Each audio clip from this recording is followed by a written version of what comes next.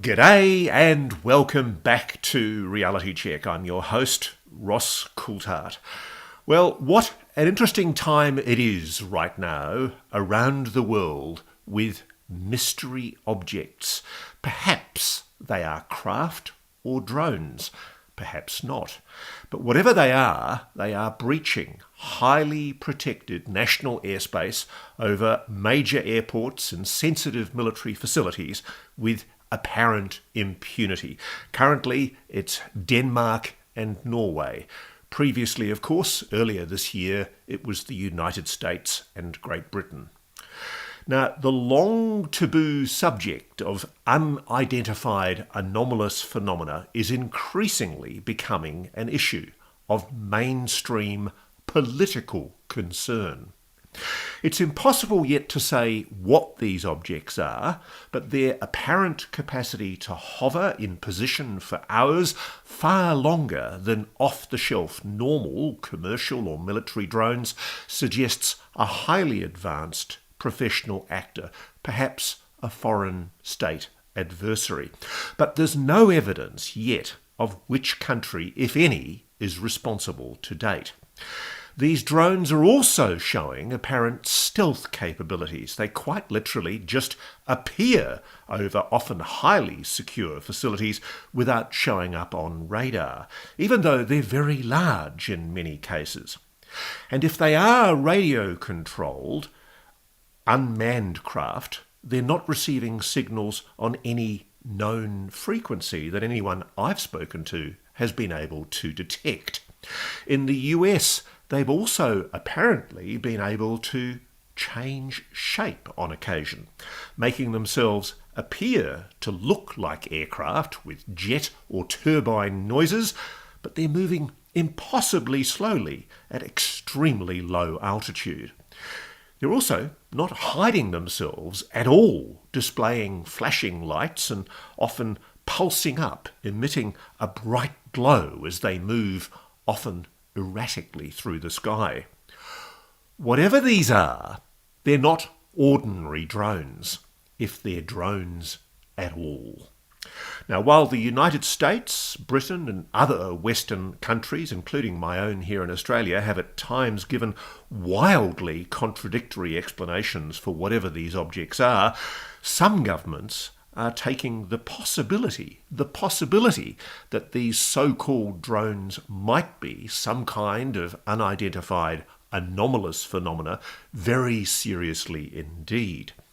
In late September 2025, I was approached by a Japanese online TV network called Nico Nico, asking me if I was interested in interviewing a 2 times former Japanese Defence Minister, Mr. Yasukazu Hamada, in a live TV appearance with 2 other members of the Japanese Parliament, the Diet, the UFO Diet Members League.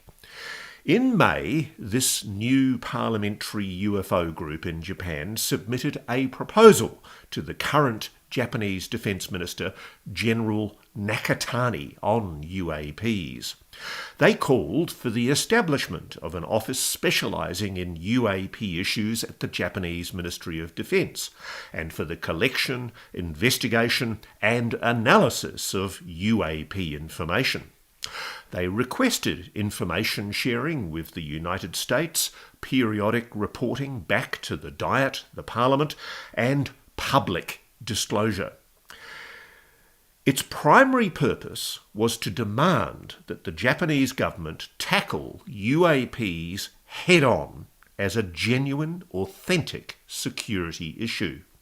It's extremely noteworthy that this UFO League isn't comprised by a bunch of fringe politicians. Mr. Hamada himself has been the Defence Minister of Japan in 2 previous administrations, and the current Prime Minister of Japan, Mr. Shigeru Ishiba, no less, has joined the UFO Diet Members League. It's quite extraordinary. The Prime Minister is a member of the UFO parliamentary group. And he has expressed a belief in UFOs previously, and he said he's looking at how Japan's military should respond to the possibility of aliens under Japan's pacifist constitution. Quote, he said, "There are no grounds for us to deny that there are unidentified flying objects and some life form that controls them," he's previously said. So when I was offered this unique opportunity to question Mr. Yasukazu Hamada, the chairman of Japan's UFO Diet Members League, and another former politician, Mr. Yoshiharu Asakawa, on this live debate program, I leapt at the opportunity. One of the issues we discussed was an incident that took place on the 26th of July this year over the Genkai nuclear power plant in Kyushu, Japan, where 3 mysterious lights were observed lingering for an extended period. As you'll hear, the Japanese authorities also initially suggested these might be drones, but there's still a mystery about what these objects were. It's great to meet you again.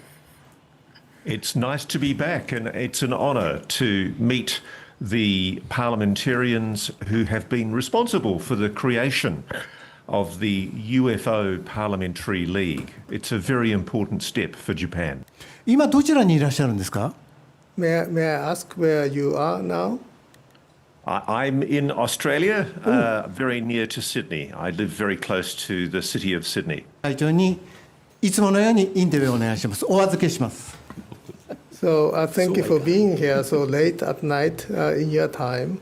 Now I will give you this segment of this program to you. So please feel free to interview Representative Hamada.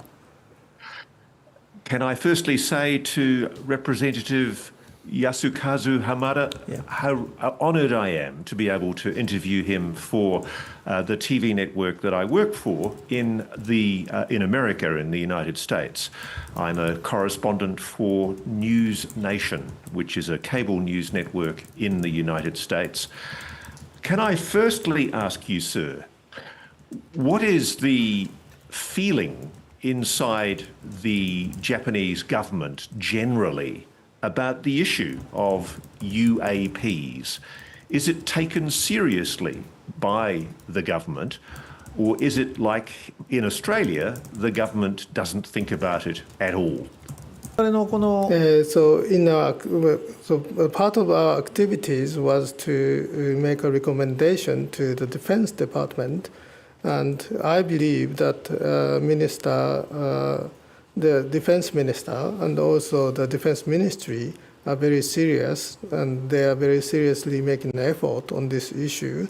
But I do feel that there's a difference in how serious we are. So between the members of the parliament, members of the National Diet, and people within the government. And I actually think that they are not very proactive in their effort. So we think that we parliamentarians need to make more effort. Well, firstly, can I say I think it's very admirable that Japan is showing such leadership on this issue, because by definition, any unidentified object entering the airspace of any country is a threat to national security and flight safety. So it's to be commended that Japan is doing this. Can I please ask, what has prompted the strength of feeling in the parliament? I'm very surprised that, for example, the Prime Minister of Japan, Shigeru Ishiba, was involved as a founding member of your group. What is it in the issue of UAPs that has caused such a serious response from politicians in Japan? Why are so many strong leaders in Japan, in the parliament, so keen to see action on UAPs? What is the history that has led to this political initiative? 石破総理の場合はですね、その意味では、Prime Minister Ishiba is still our top counselor or advisor, and he is someone. He is a politician who has been doing a lot of work in the national defense and national security, and he has dealt with many issues from the perspective of national security. And for example, he said, "What if Godzilla came? Then how would we deal with Godzilla?" Then in such a case, we also need to be prepared because we politicians need to expect the unexpected. And in case of UAP, it's very important that the very important fact is that we don't know what they are. And the fact that we don't know what they are is something that should make us anxious. We need to be prepared for all possible, also not very unexpected possibilities. And Mr. Ishiba is someone who had such a political philosophy. During your time as Defence Minister, were you ever briefed about UAPs, about unexplained incursions into Japanese airspace that were not able to be explained in any way whatsoever? Did you ever have any contact with the Americans about UAPs? There was no official communication that was reported to me. There's been no time in your history as Defence Minister that any report has been made by any of the military or civilian services about unidentified objects entering Japanese airspace. Is that correct? そうですね。公式には There was no official such report when I served as the Minister of Defense. That's very interesting. The US government, of course, has publicly admitted that UAPs are a genuine mystery worthy of serious investigation. This means they acknowledge that there are anomalous objects, in some cases apparently intelligently controlled, and they're operating in our skies, in our oceans, and they cannot be explained, apparently, as human technology or normal natural phenomena. Do you agree, sir, with that analysis by the United States? Is the position of your time as a defence minister such that you think that the United States government is correct in that analysis, that there is a genuine mystery worthy of investigation? 自衛隊ではですね、もともとその識別の In our self-defense forces, there is a category called unidentified object or non-identifiable object. But we don't know if the object there reported in this category were intelligently controlled. As I understand, they were mostly reported as natural phenomenon. For example, a group of flying flock of birds. But I know that the Defense Ministry is working together closely with the U.S. government.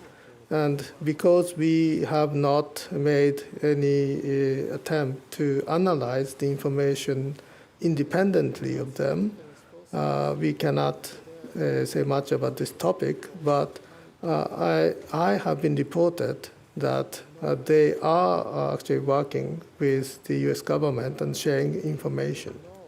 That was my next question. I was going to ask whether you are aware if there is any collaboration or on gathering or investigating incidents of unidentified objects. It sounds like you're saying that there is collaboration with the United States. That's very interesting. because the All-Domain Anomaly Resolution Office, the Pentagon's UFO office, has testified to Congress that it intends to reach out to allies like Japan and indeed Australia to ask for assistance in gathering information on UAPs.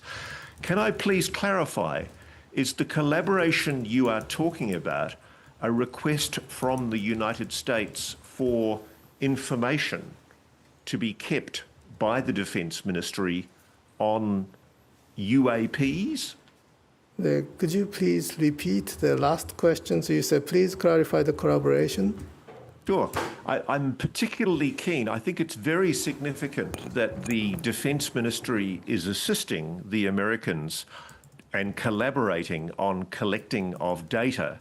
What I'm keen to know is that collaboration because the Americans have asked Japan to assist with providing information on unidentified objects? あくまでもこの情報の共有というのは、this kind of sharing of information is not restricted to UAP-related matters. And it's not that I have heard directly that they have shared the US government has asked us, or maybe we have asked them to share information about UAPs. So such concrete report is not something that I know of. The Defense Department in the United States has said in a report that Japan is a hotspot for UFO, UAP sightings. They said this in about August 2023 in a report tabled in Congress. Do you know why Japan is such a hotspot? Clearly, from what you're telling me, it's not reports from military. Are there a lot of civilians in Japan who are reporting UFOs? 米軍が積極的に So the places that the U.S. military has the U.S. The Defense Department has designated as hotspot are the areas where the U.S. military are very actively deployed, and also these are the areas where there are very tense situations. So the U.S. military activities in volume and also in their activity range are very high in the sky and also in over the ocean. And so the Japanese self-defense forces have officially said that there is no case that should be made in public. So that's the official position. So that's what I think that might be the case. Can I suggest, sir, that suggests to me that the Americans are seeing things around Japan from their bases, and perhaps they are not sharing that information with your government. Is there any other explanation as to why the Americans would know that Japan is a UFO hotspot? Because if it's not information coming from the Ministry of Defence, if it's not coming from civilians, as you say, it must be coming from the US military bases in Japan. It makes me wonder, is America not sharing that intelligence with Japan? And if that is the case, is that a concern to you? 基本的にSo we can think that the Americans have the high awareness and also the ability to detect such objects. But it's up to Americans to decide if such information is necessary for us, for Japanese, and to be shared with the Japanese. In November 1986, a Japan Airlines cargo plane, Flight 1628, encountered a massive UFO, UAP, while flying near Alaska. 3 UFOs played tag with this cargo plane for 50 minutes while they were observed by the sometimes terrified flight crew. During the last 30 minutes, the objects were tracked on radar. The cargo plane's Captain Kenji Tarauchi described the main so-called mothership object as being 2 times the size of an aircraft carrier, hovering in the sky. It was shaped like a walnut with a very wide brim. An official of the United States Federal Aviation Administration, a very senior official, John Callahan, who was then an FAA division chief, personally investigated the incident. He confirmed the Alaskan radar evidence did show an anomaly. He went public with his allegations that America's external intelligence agency, the CIA, the Central Intelligence Agency, tried to suppress this incident by confiscating all data from the sighting, fearing it would cause mass panic if the public learned that UFOs were real. This is John Callahan's story, and this is the questions that I put to the Japanese politicians about it. There is a very important case where a Japan Airlines plane, flight 1628, was flying from Paris to Narita Airport in November 1986. And it's a very famous case because the captain of the plane, Kenji Tarauchi, reported seeing 3 objects, 2 small ships and a gigantic mothership, a UFO mothership hovering near his aircraft. And I'm aware that the Federal Aviation Administration in America, an official named John Callahan, he was the FAA division chief of the Accidents and Investigation Branch in Washington, D.C., a very senior official of the FAA. He became aware that there were radar tapes that had recorded these objects on radar, and the US military had apparently recorded these objects, and that radar data was provided to the FAA by the Anchorage, Alaska Air Traffic Control.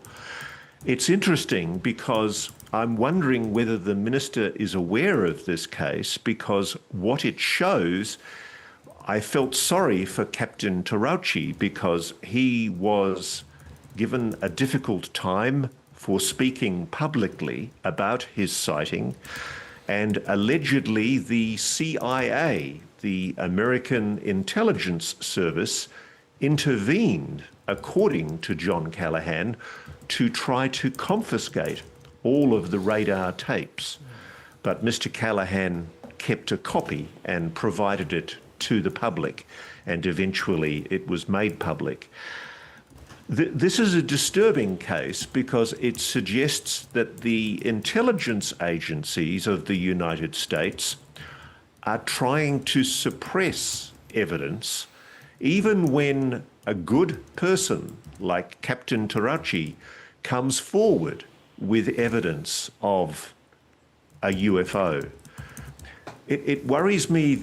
Is the former Defence Minister, Mr. Hamada, are you concerned at all that your American allies are perhaps not being fully open with Japan as much as they should be?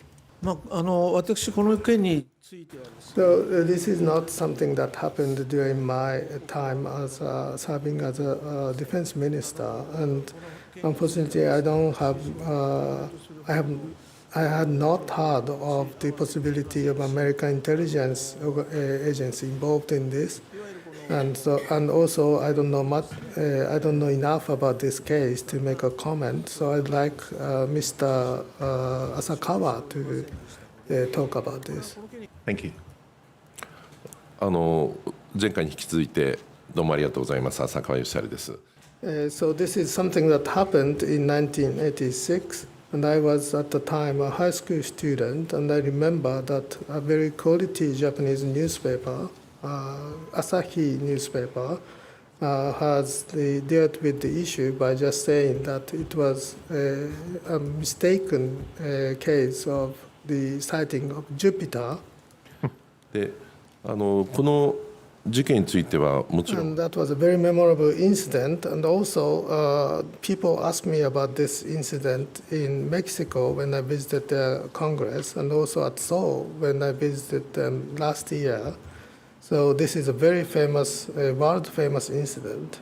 So I asked the government when I was a member of the National Diet if they have any information regarding this, and they said simply no. でアメリカでそのディスクロージャープロジェク And as you pointed out, this case, more details about this case was revealed at the event by the Disclosure Project. And so I think that this case also proves that UFO issues are a very important and significant political and military or national security problem. 軍 Maybe we could say that that was some kind of the newest weapon at the time developed by another country. But when we think of the technology at the time, it's very unlikely.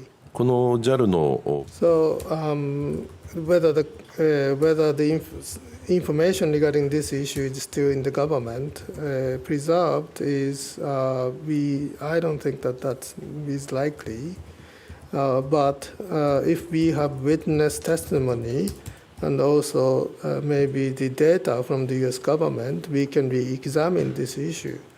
And it's not good that we leave something that is unknown just as unknown. So personally, I think that we should work on it. Music to my ears, sir. Thank you very much for your answer.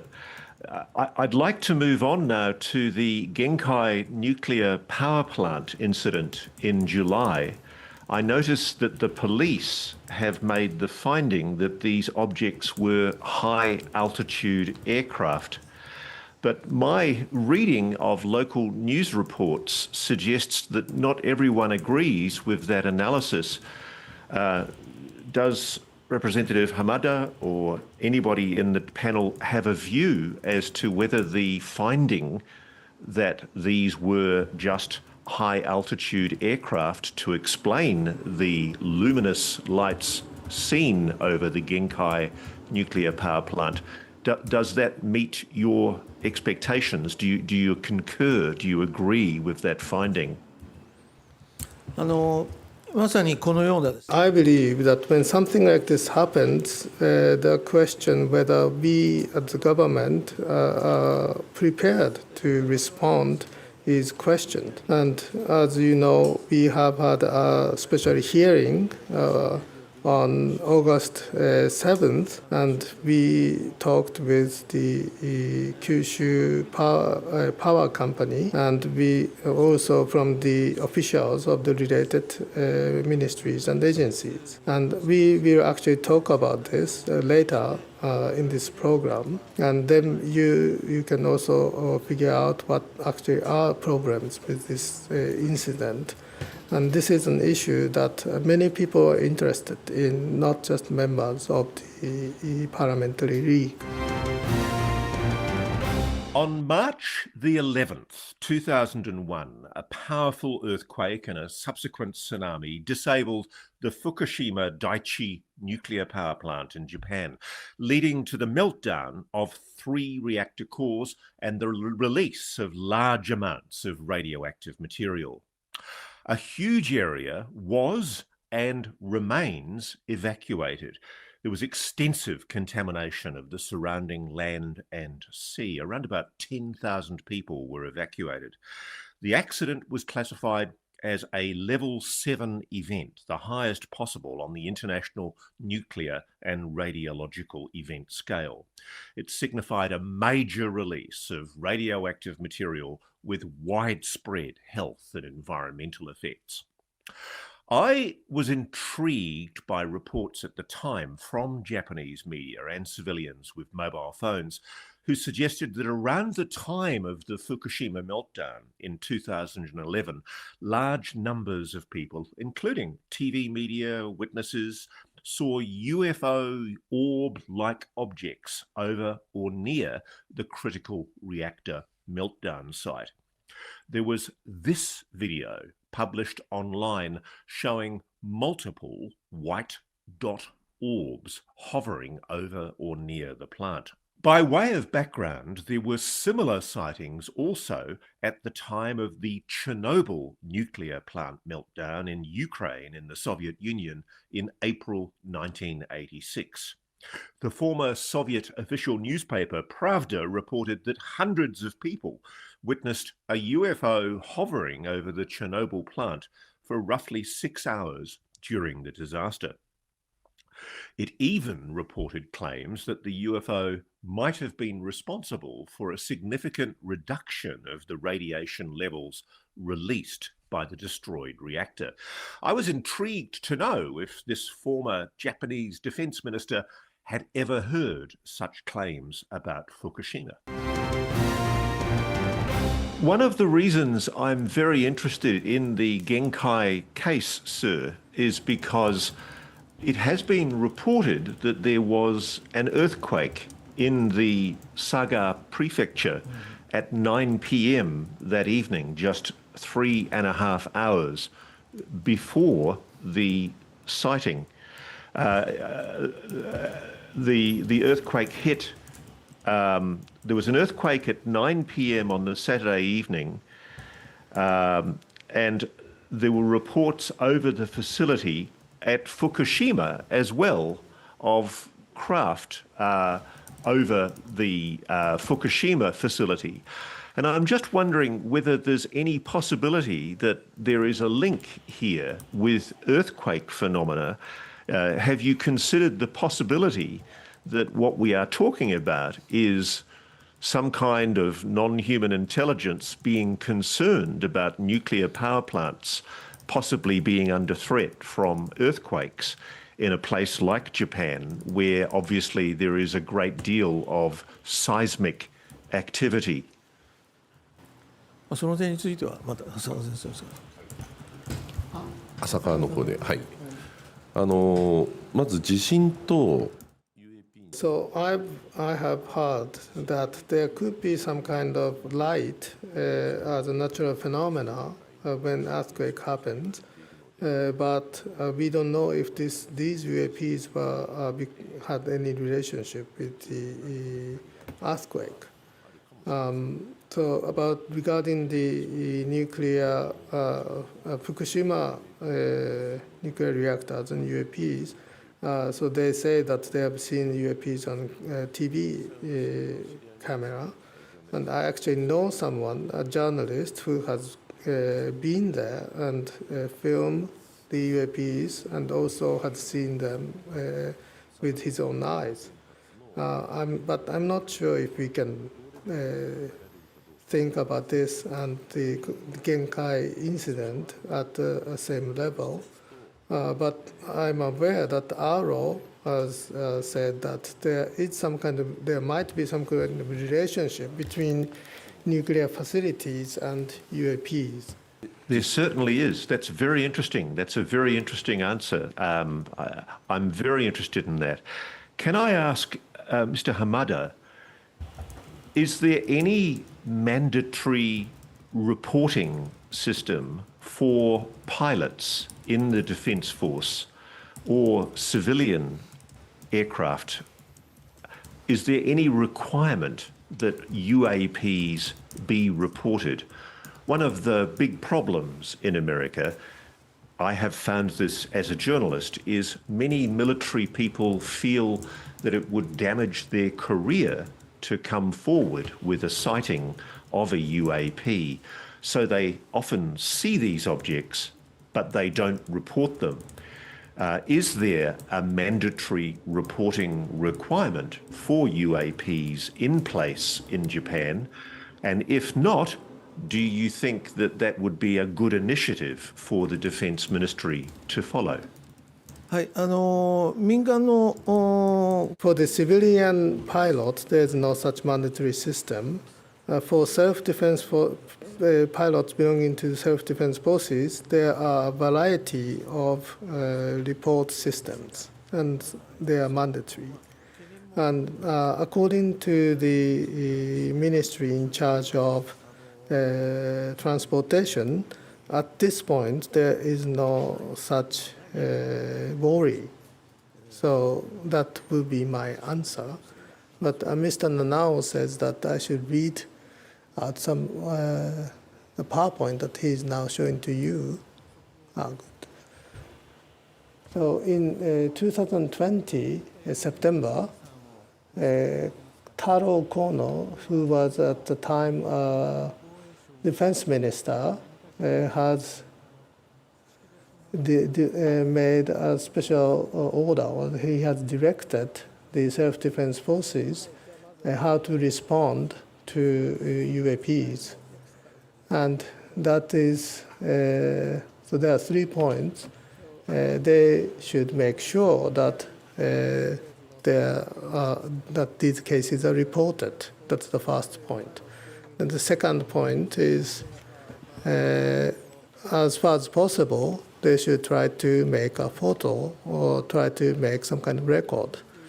And the third point is they should analyze the cases. Can I ask, just to double check, I wanted to be clear. So even though they have those rules, the mandatory reporting rules for military pilots, is it the case that, to your knowledge, there have been no such reports made by any military pilots since those rules were made?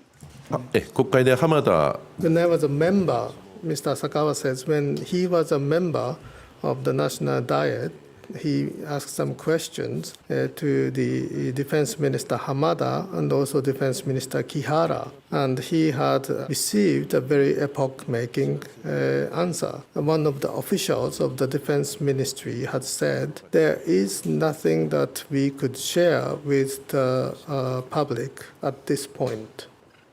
So that suggests to me, sir, there is data, they're just not letting the public know about it. Is that correct?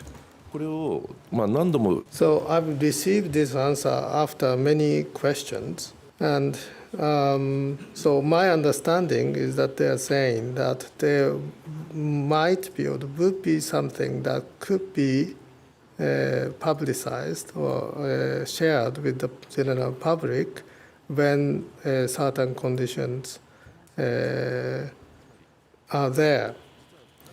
And this is actually related to the Chinese balloon incident in Tohoku. 防衛省自衛隊は So the Defense Ministry and the self-defense forces knew that there were Chinese balloons, reconnaissance balloons, but they ignored because they didn't want people to know that they have the ability to detect them. つまり今の時点では According to his own understanding, they didn't want to lie. The official said that it's not something that at this point we cannot answer, but maybe we will be able to answer later in some future. Thank you for that very interesting answer. Very interesting. とても興味深いお返事です。すいません、ロスさん、残念ながらもう残り5分となりましたので、重要な質問を5分間でお願いできたらと思います。We have 5 minutes left now, so if, please keep asking questions if they are important questions.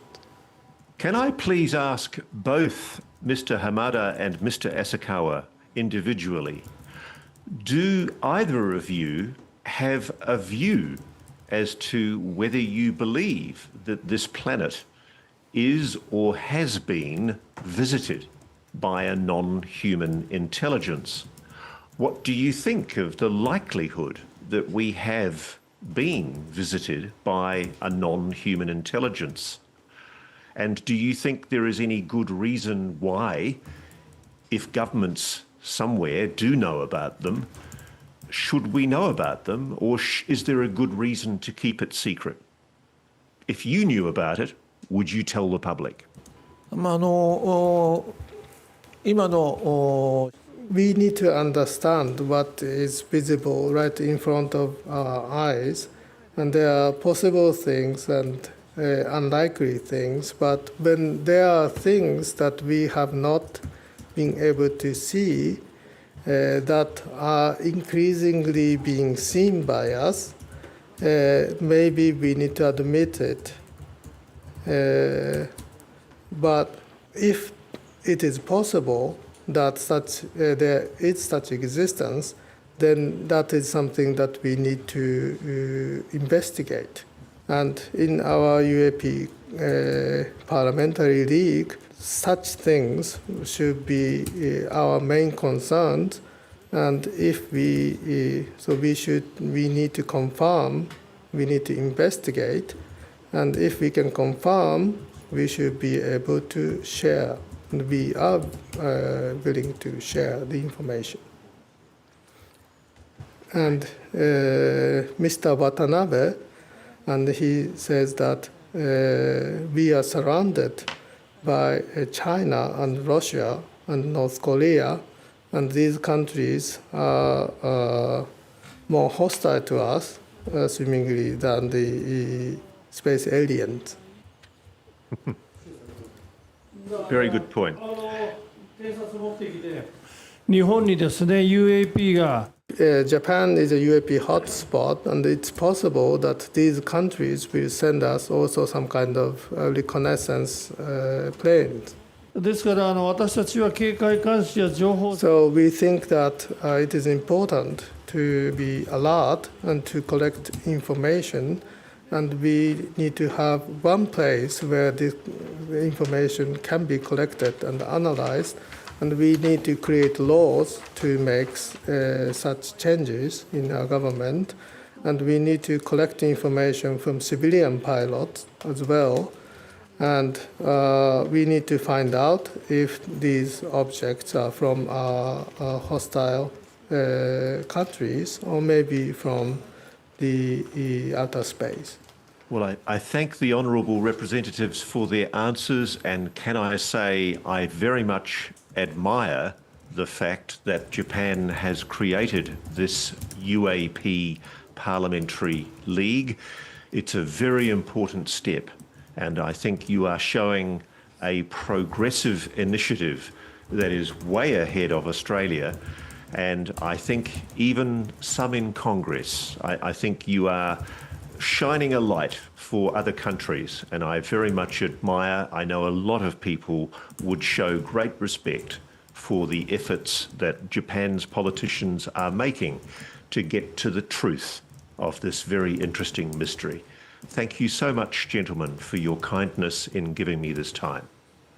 こちらこそありがとうございました。ロスさんまた He has a final suggestion. Maybe someday NewsNation and Nico Nico can together have a joint project where politicians from the United States and from Japan can gather together and discuss UAP issues. I love that idea because something tells me that it will be the Japanese politicians who are holding the American politicians' feet to the fire. I think you guys are way ahead of the Americans. They have their head very much in the sand in Congress, I'm sorry to say. NHI も私は Maybe the US Congress is already assuming the existence of NHIs.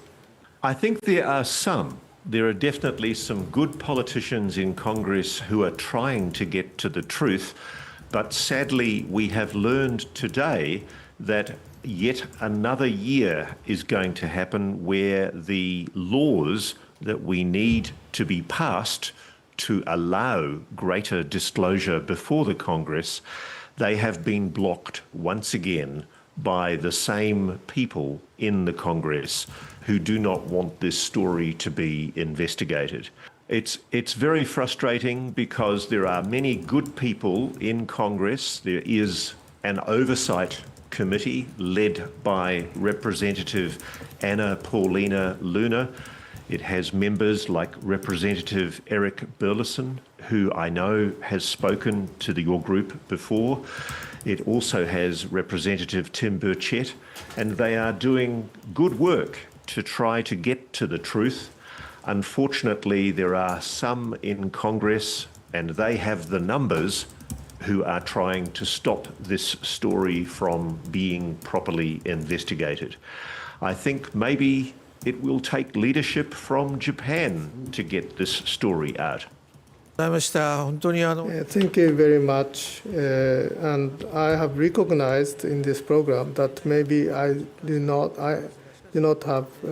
still need to learn more about these issues, and I'd be very happy to work with you again.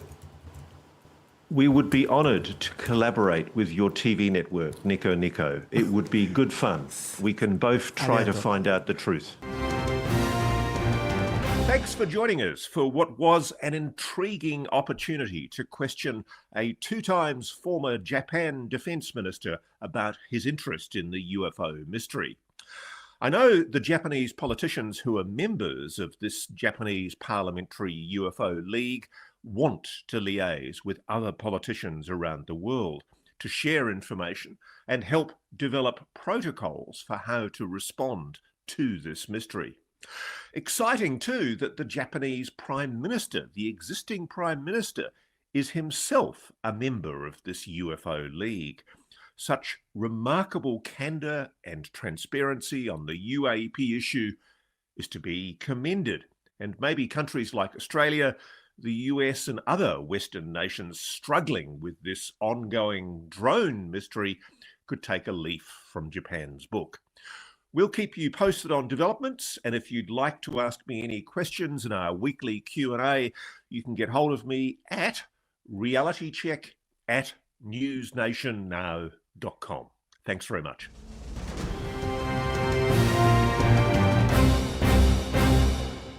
Hi, I'm Ross Coulthart. Welcome to Reality Check, here in America on assignment for NewsNation. I've come here to Rocket City, Huntsville, Alabama, to the conference of the Scientific Coalition for the Study of UAPs. They're a bunch of scientists who believe it is possible to investigate the phenomena of unidentified anomalous phenomena. And they're going to hear me present the keynote speech this year at their annual conference. What could possibly go wrong? Here goes. I want to thank you all and welcome you to Huntsville, Alabama. We got a great conference for you here over the next couple of days.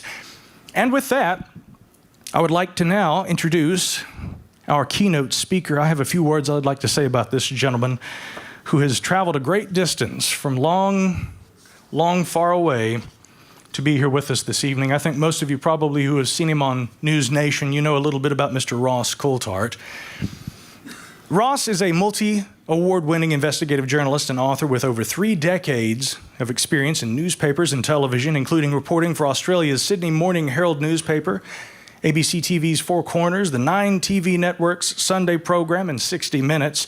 He currently works as a special correspondent for NewsNation, but he also contributes to the Australian 7 TV network's Spotlight Public Affairs program. Trained as a lawyer, and you'll see that that's plainly evident here soon when he begins speaking, he's covered wars, investigated corruption, scandals, and public interest stories for over 35 years as one of Australia's top investigative journalists, and really now also an international one. Ross is a 5-time winner of Australia's top journalism prize, the Walkley Award, including the highest award, the Gold Walkley, among other awards that he has received. The list is too long to go through them all here.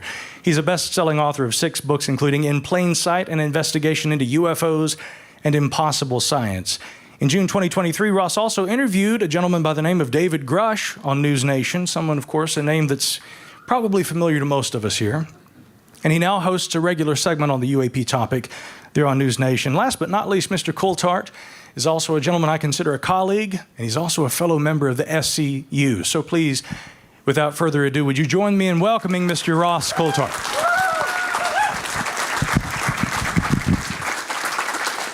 Thanks very much,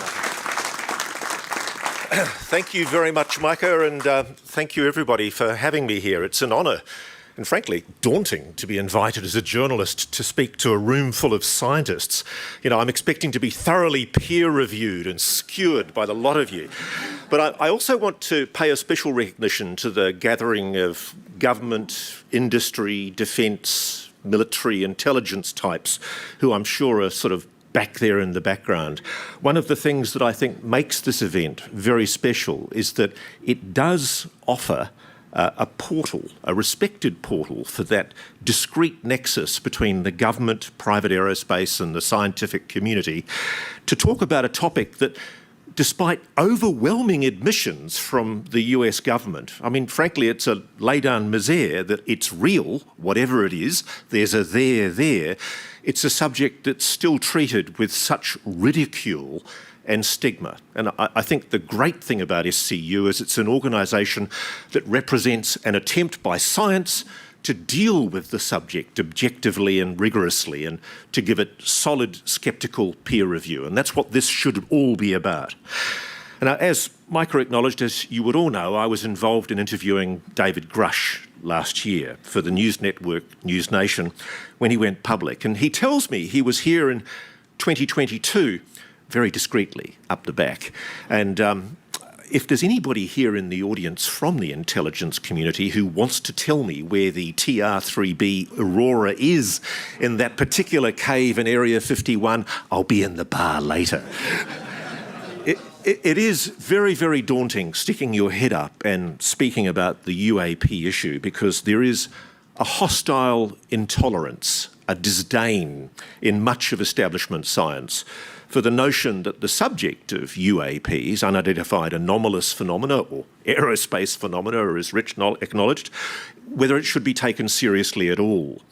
My Aussie journalist mates and some more maliciously inclined folk took great delight in the fact that I was the unsolicited recipient of the 2023 Australian Skeptics Bent Fork Award for being supposedly the perpetrator of the most preposterous piece of pseudoscientific or paranormal piffle. And I'm proud of it. and this was all because the skeptics asserted dismissively I was claiming UFO conspiracies. Now, I want to deal with that in the course of today's address. Another lowbrow Australian newspaper tagged me as a UFO truther on the same basis. Just a wee hint there that I'm a UFO nutter. Both factuously smirking institutions made a very simple mistake. They didn't do any research at all before they made the criticism that many commentators have done on the UAP topic for decades. They defaulted to derision and ridicule on a subject that frankly no longer deserves that kind of treatment. There's a conga line of attention-seeking social media influencers and unhappy incels living in their mother's basement who spend their days trying to increase their likes and Reddit credits by attacking online anyone who takes this subject seriously. But I also think there's something more sinister going on, and this should be acknowledged. It's an official deception and manipulation going back decades. And establishment science, as well as the mainstream media and social media, have really no idea just how much they're being manipulated. 10 days ago, as many of you would know, Colonel Carl Nell, whose bio is formidable, ex-US Army Space Command, ex-Northrop Grumman, ex-Lockheed Martin, ex-Bell Labs, ex-multiple three-letter agencies, ex-deputy CTO for a $2 billion company, a former Reserve Army Brigade commander, a former senior advisor to the Vice Chief of the Army, a Deputy Chief of Staff to Combatant Command, the guy who advised Army Futures Command on the reorganisation of the Army Reserves, the biggest change since the 1970s. Formerly also with the Pentagon's UAP task force. He told a UAP investor crowd at the SALT conference, quote, "Non-human intelligence exists. Non-human intelligence has been interacting with humanity. This interaction is not new and it's been ongoing. There are unelected people in the government that are well aware of that." And then he was asked by Alex Clokas, "How confident are you that this is true?" And quick as a flash, he was ready for that question. He said, "There is zero doubt." And his comments that were then backed by a retired US Navy Rear Admiral, Tim Gallaudet. And he said, quote, "I know he's correct with complete certainty. Why has society not taken this world-changing reality seriously? Partly because of a deliberate and systematic disinformation campaign by the US government, which has perpetuated the stigma associated with UAP. Like Carl Nell, I'm privileged to know both men, Tim Gallaudet is an exemplary former US military officer and public servant. He commanded the US Navy's Special Warfare Centre. He was the superintendent of the US Naval Observatory. He served on the staff of the Chief of Naval Operations and eventually became the oceanographer for the Navy. In civilian life, he's been the acting Under-Secretary of Commerce for the Oceans and Atmosphere and acting administrator of the National Oceanic and Atmospheric Administration, NOAA. Neither of these two well-respected individuals with many years of distinguished public service in our military are the kind of folk who recklessly propound conspiracy theories. So I think I'm in good company. And as they have done, I believe also that there is a non-human intelligence that's been engaging with this planet for a very long time. Implausible as it may seem, to many, on the evidence that I've been shown by first-hand witnesses, I've been independently apprised of sufficient evidence to reach the conclusion that there is, as confronting as I find myself saying this, there is a very high likelihood that the United States and other nations, particularly China and Russia, have recovered NHI technology, non-human technology, including craft and biologics. Yes, aliens. And there is an ongoing secret Cold War to harness reverse-engineered scientific advancements from that technology. Big call, but what Carl says, what Tim says, I totally agree with it. And of course, the inevitable response from the critics, and it's understandable and quite reasonable to ask this question, is where's the evidence? On its face, asking for the public airing of evidence to back such an assertion about a secret UAP retrieval and reverse engineering program sounds perfectly reasonable, just as the scientific method demands empirical evidence to prove any hypothesis. We all want to see the data to back these extraordinary claims. We all want to know every bit of detail about this alleged secret program. Why is it secret? Who oversees it? Who knows about it? Does the president know? What crimes, if any, are being done in America's name without Congress being properly informed? Are there agreements? Is the Admiral Tom Wilson memo authentic? Did the boss of Lockheed Martin Skunk Works and two top Pentagon generals really tell Tom DeLonge, the rock star, it was the Cold War and we found a life form?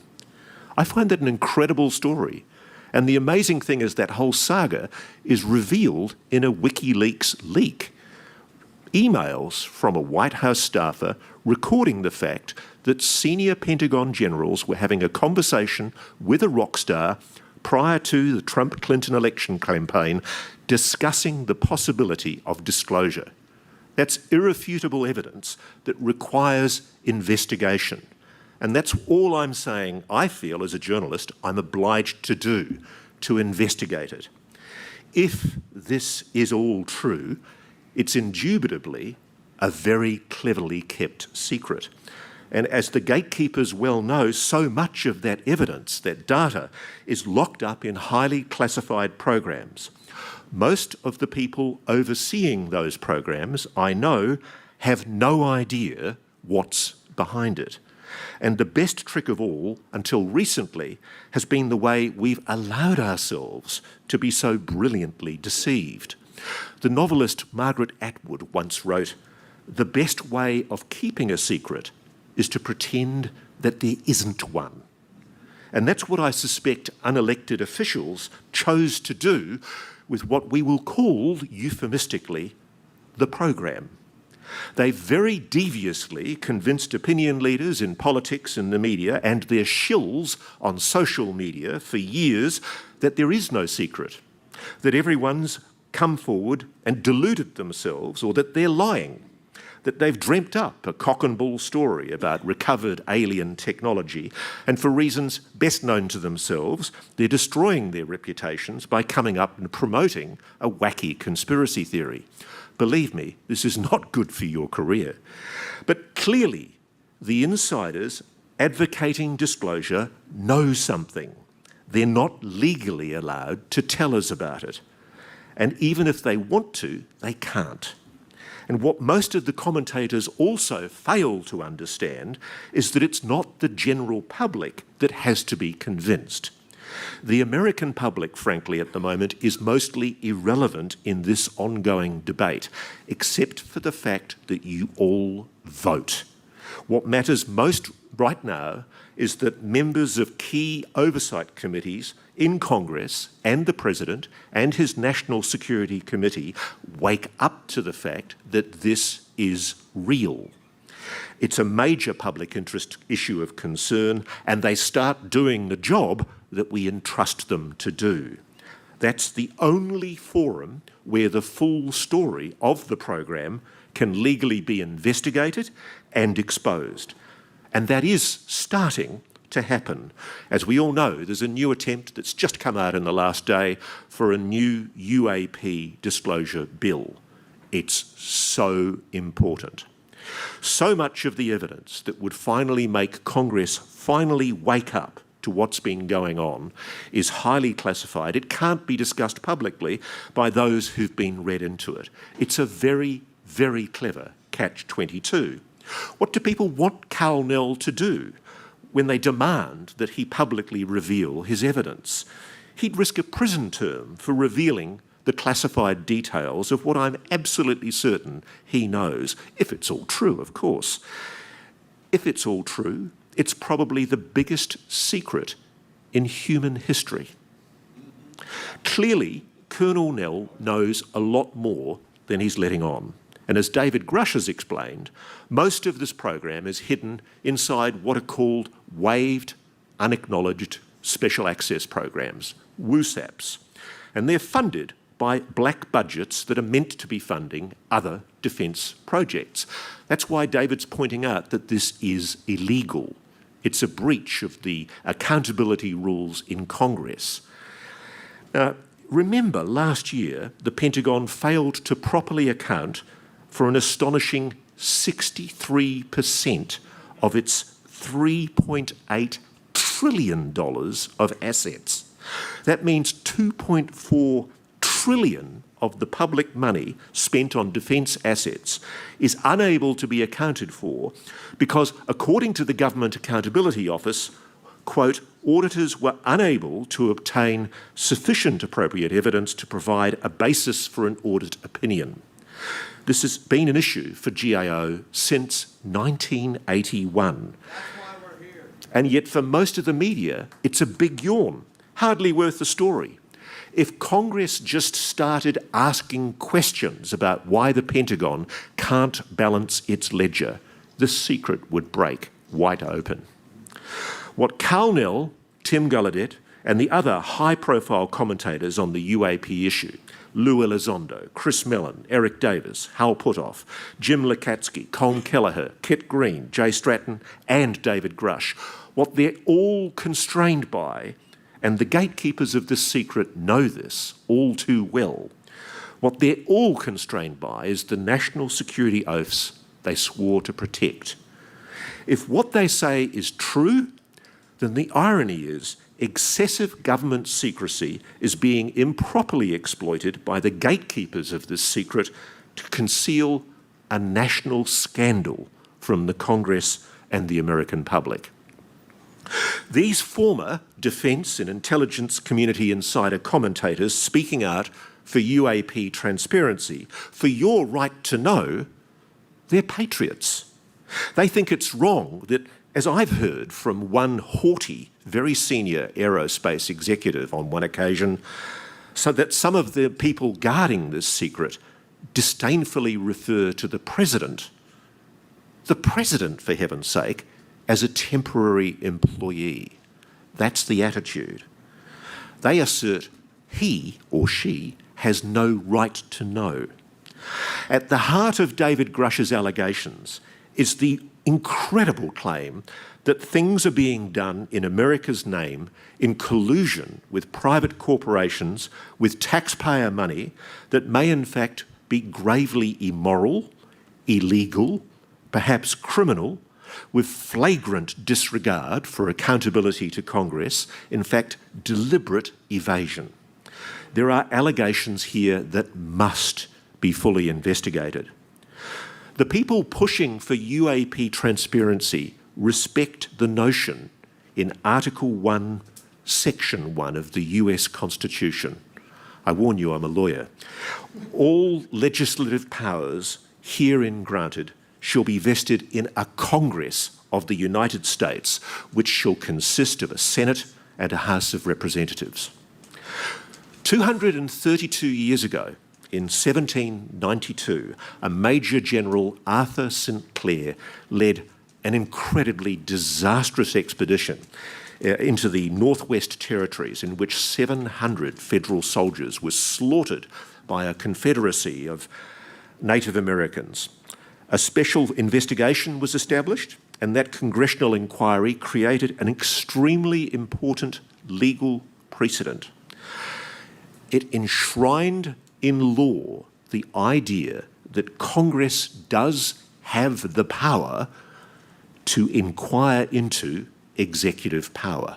Before that time, it hadn't been realised that the Congress, which essentially makes laws, also has the right to inquire that the executive in government heeds those laws, obeys those laws.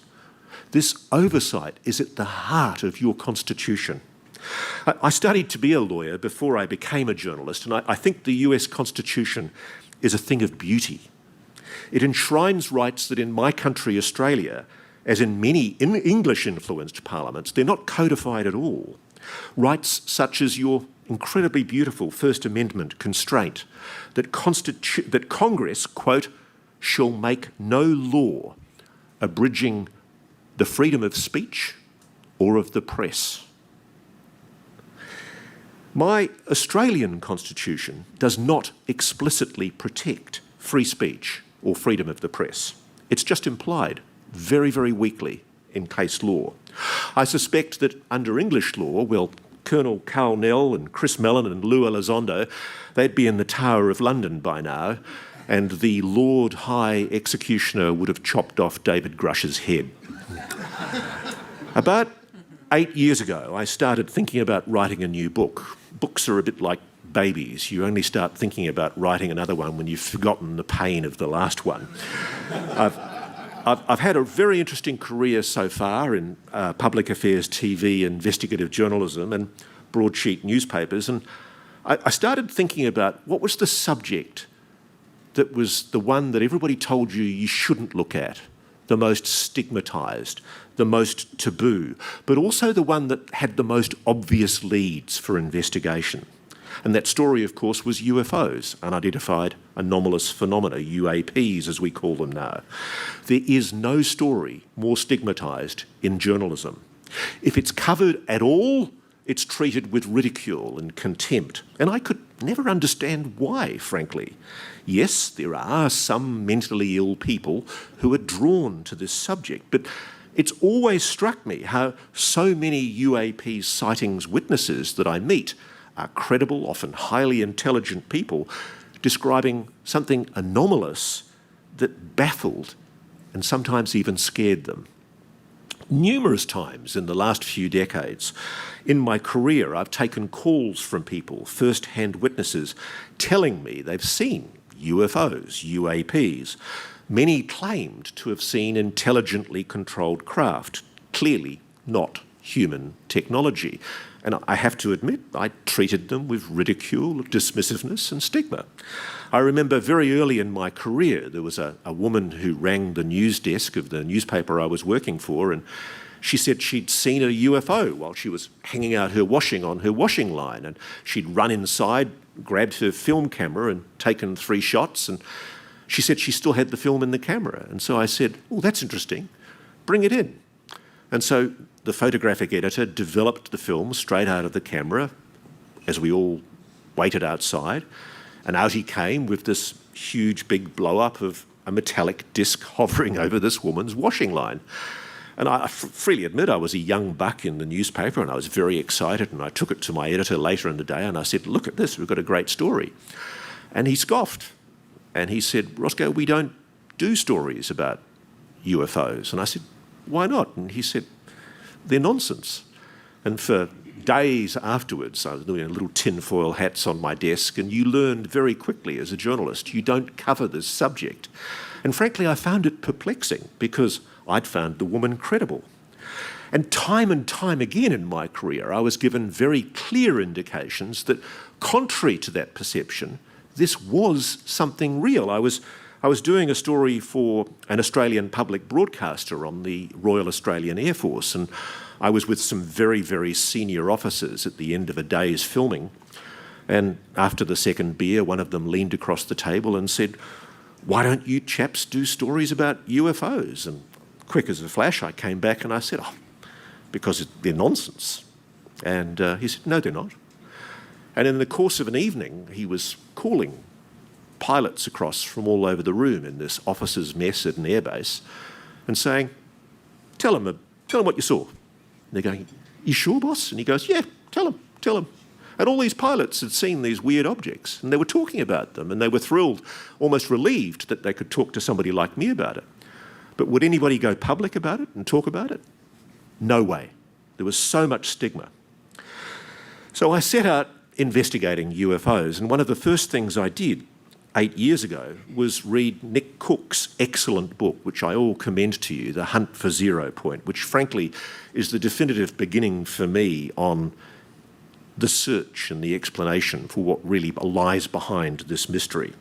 He's a respected aerospace journalist, Nick, and he began similar investigations to mine about a quarter of a century ago, with the premise that around 1956, a group of scientists and a group of aerospace engineers had started talking very openly in the popular press about anti-gravity, propulsion, and how it would soon become a reality. The G engines are coming, we were told. And those articles referenced the Glenn L. Martin Aircraft Corporation, Bell Aircraft, Lear Aircraft, and, as Nick wrote, several other American aircraft manufacturers who would not spend millions of dollars, as they were, on researching science fiction. There was also mention of an elusive George S. Trimble, who was the head of advanced programs and vice president in charge of the G project at Lockheed Martin, which was at the time Martin Aircraft, but it later became Lockheed Martin. Back then, Trimble led Martin Aircraft's RIAS, the Research Institute for Advanced Studies, the predecessor to what became Skunk Works. And it was also clear Trimble had a background in highly classified advanced physics concepts. And Nick, to his enormous credit, pieced together that Trimble had put together a team in 1957 researching anti-gravity. And yet 2 years later, all these stories started appearing in the popular press where Trimble was making the extraordinary claim that the conquest of gravity, quote, could be done in about the time it took to build the first atom bomb. Now, there were also fascinating early references around this time in academic journals to electrogravitics research, tantalising suggestions from excited scientists that developments were underway in secret that had profound implications for the human race. Respectable scientific journals were referencing the work of Thomas Townsend Brown, claiming that in experiments which had been peer-reviewed, he'd achieved anti-gravitic effects cutting weights by as much as 30%. And one very interesting aspect of T.T. Brown's work was that when he'd arrived at the best shape for an anti-gravitic craft, intriguingly, it was disc-shaped. Yet that supposed scientific breakthrough didn't happen. It's never happened. And if you allow 5 years or so for an equivalent program to the atomic program, it should have happened in the early 1960s. And so Nick's book had left us with the tantalising probability that there'd been sometime in the mid-50s a breakthrough in anti-gravity propulsion that was quickly suppressed by the military or by the government.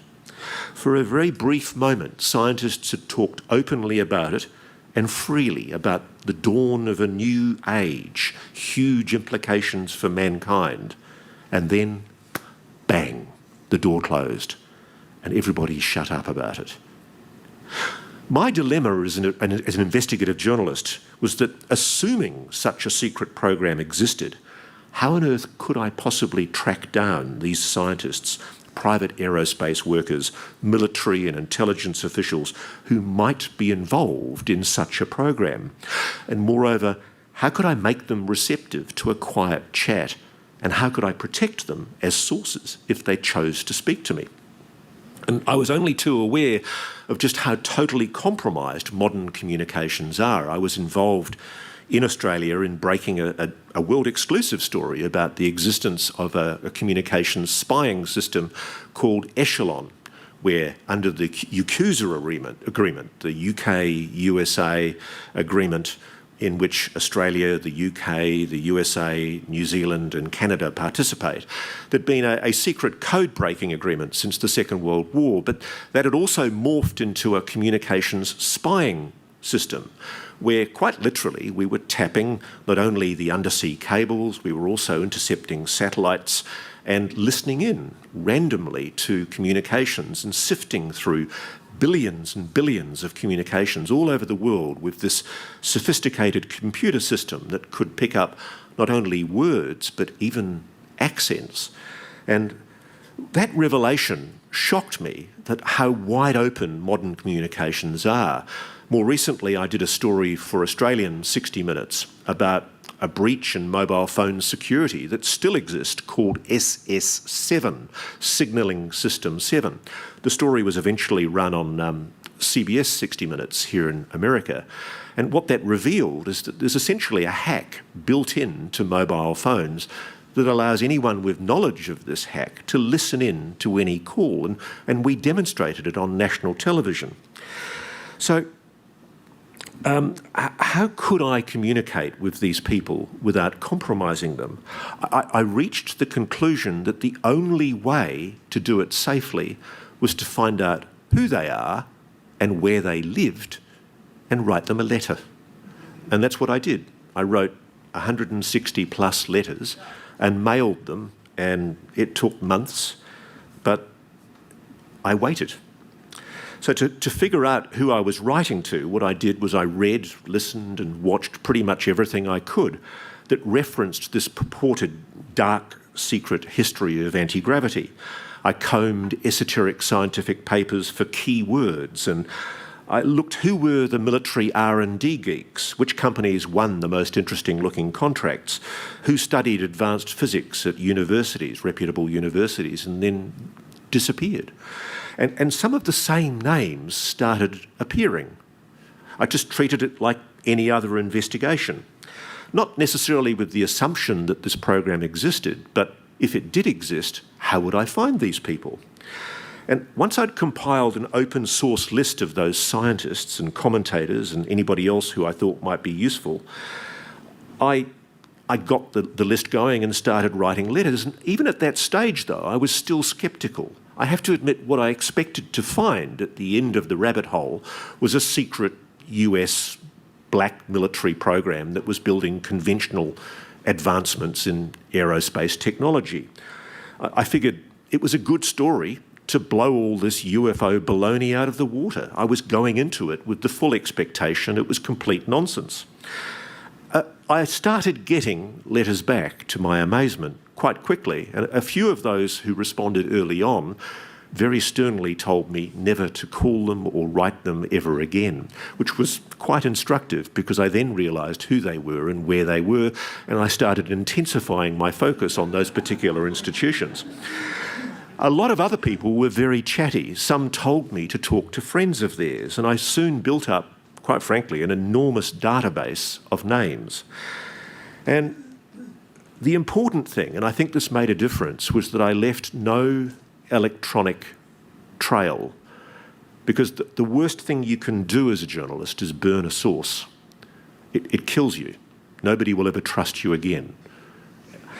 Early on, I was astonished, absolutely astonished to see in my reading just how much evidence there is in public records in plain sight to show that very senior military commanders very early after the Second World War clearly concluded that the phenomenon behind UFOs was intelligently controlled craft.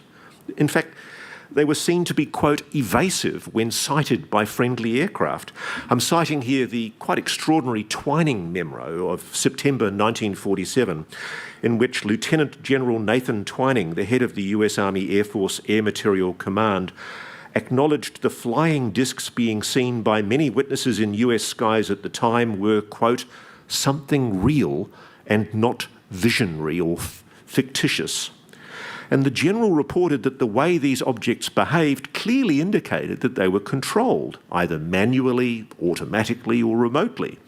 And his memo records objects, perhaps craft, that multiple witnesses saw as metallic, elliptical in shape, flat on the bottom with a dome on top, classic flying saucers, confirmed by a commanding general. I was also struck by how blatantly an active official deception operation on UAPs was admitted in the declassified military and intelligence archives. It's not well understood that the dismissive debunking strategy towards UAP sightings by the US Department of Defense is part of an official policy developed 70 years ago by the CIA's so-called Robertson Panel. This extraordinary decision was made in secret by a group of scientists, military officers and spies that public interest in UFOs, what we call today UAPs, should be debunked and discredited. And a secret report was prepared for the CIA recommending a mass media campaign that would strip UFOs of their so-called aura of mystery.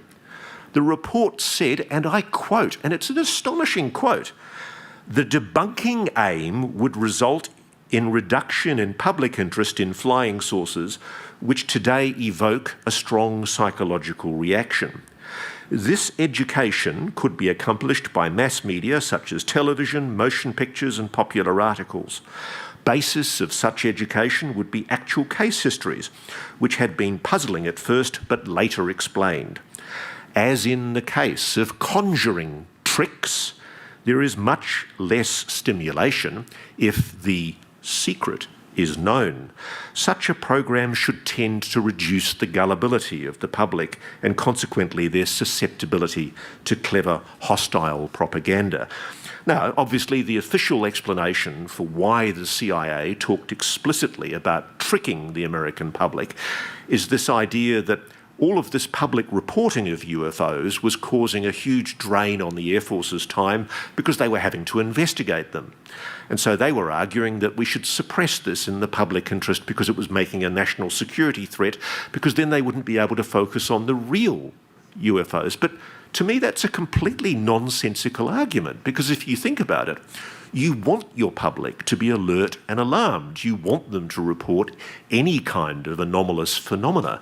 Why would the Air Force be interested in discouraging people in that era from reporting alarming sightings of objects in our skies that could very well have been a foreign adversary aircraft? Also, should one bother to actually read it, the Robertson panel report admits that one scientist on the panel resolved that an extraterrestrial explanation was the only possible explanation for many of the cases, and he was overruled by the rest of the panel. The Robertson panel was frankly a fix. It was a deliberate deception to suppress public interest into UAPs, and it began the current contemporary attitude of stigma, ridicule and contempt for coverage of the subject. We've all been hoodwinked. There are other red flags there in the historical declassified archives pointing to the idea that agencies within the US government were and still are trying to obfuscate and manipulate public opinion to play down the UAP mystery. After General Nathan Twining had recommended a study of UAPs, Project Saucer, later Project Sign, the first of the US Air Force investigations was established in December 1947.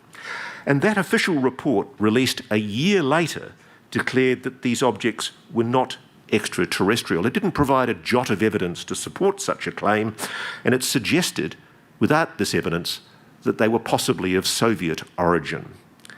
But then, of course, there was the intriguing testimony of US Air Force officer Edward Ruppelt, who Micah talked about.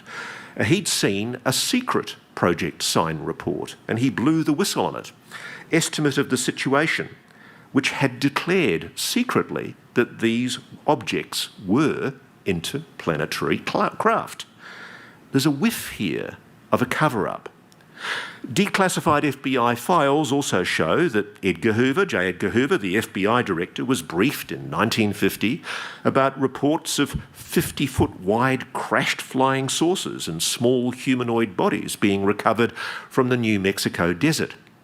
And unfortunately for the FBI, this UFO memo was written up by an officer, an agent called Guy Hotel, and it's become the most requested item in the FBI files. The FBI's at pains over the years to say that Hotel's memo's allegations were never corroborated. There was never any finding that it was all true.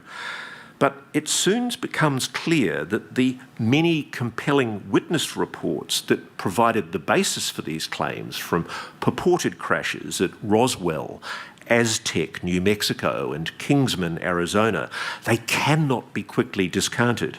Time and time again, witnesses reported being threatened, even told they would be murdered if they talked about this. Why? What was being covered up? Even the Air Force couldn't explain the McMinnville case in 1950, when a guy called Paul Trent and his wife photographed a classic flying saucer-shaped object. And the Air Force tied itself up in knots trying to find an explanation, and they couldn't find one. And so they wrote in a memo, this is one of the few UFO cases in which all factors investigated appear to be consistent with the assertion that an extraordinary flying object, silvery, metallic, disc-shaped, tens of metres in diameter, evidently artificial, flew within sight of two witnesses. And then there was Canadian scientist Wilbert Smith. I love this story, who managed to find people with apparent knowledge of the US secret program, including Robert Sabaka, a US scientist who'd worked for the US government's World War II Office of Scientific Research and Development, an eminent US scientist. And Smith declared in his once secret memo to the Canadian government not only that flying saucers exist, but this was the most highly classified subject in the US government, rating even higher than the H-bomb. He even outed Dr. Vannevar Bush as the head of the group running this secret program. And it makes sense because Bush was the presidential scientific advisor, the very, very first during the Manhattan Project. And it's significant that neither the Canadian nor the US government have ever made any attempt to rebut Wilbert Smith's allegations. And moreover, before his death, Robert Sabaka, the US scientist who'd helped Wilbert Smith's investigations, actually admitted in a letter that he knew about the recoveries, note the plural, of flying saucer craft. And he described the extremely light and very tough materials that were recovered. He even talked about aliens that he said looked very like insects. And in his candid letter, he expressed his regret that this issue had been so highly classified and why the existence of these devices was so aggressively denied. It's going to be very interesting to see what the Canadian government's Sky Canada project, its report into more recent allegations of Canadian scientific collusion with the secret US UAP program finds when it's released later this year. I'm not holding my breath. What I should say is it's been suggested to me that I should investigate certain named Canadian scientists who've been working, I'm told, with the US government on retrieved non-human technology. And it's a secret that's been kept by faceless bureaucrats from the Canadian Prime Minister and the Defence Minister. I sure hope they're not going to try and cover that one up, because it's not going to go well. The official public line for 70 years has largely been that there's been nothing to this UFO nonsense. It's a line, sadly, pushed today by yapping, incurious lapdogs in the mainstream press. Recently, there's been a series of reports on UAPs, drones, if you believe the US Air Force. That's the new swamp gas. They're being routinely seen hovering with apparent impunity over nuclear and military installations, and I was surprised to see in the declassified historical archives considerable evidence showing there was grave concern about these exact same objects appearing in the 40s and the 50s over extremely sensitive US national security installations such as Los Alamos and Oak Ridge, where America was making the bomb. Scientists and military working there were seeing these objects frequently, and Air Force investigators admitted, quote, "Here we run out of even blue yonder explanations that might be tenable, and we're left with numbers of incredible reports from credible observers." Something is monitoring our most secure national security installations. That's a scientific fact right now, as the US Air Force's own paperwork shows, and it's been going on for 7 decades. Why is it not recognised as way strange that the US Air Force today reluctantly admits a worrying pattern of ongoing UAP sightings over key US Air Force bases and nuclear installation sites, which are a clear and present national security risk, and yet it hasn't provided a shred of evidence to back up its weak claim that these are somehow drones from a supposed foreign adversary government.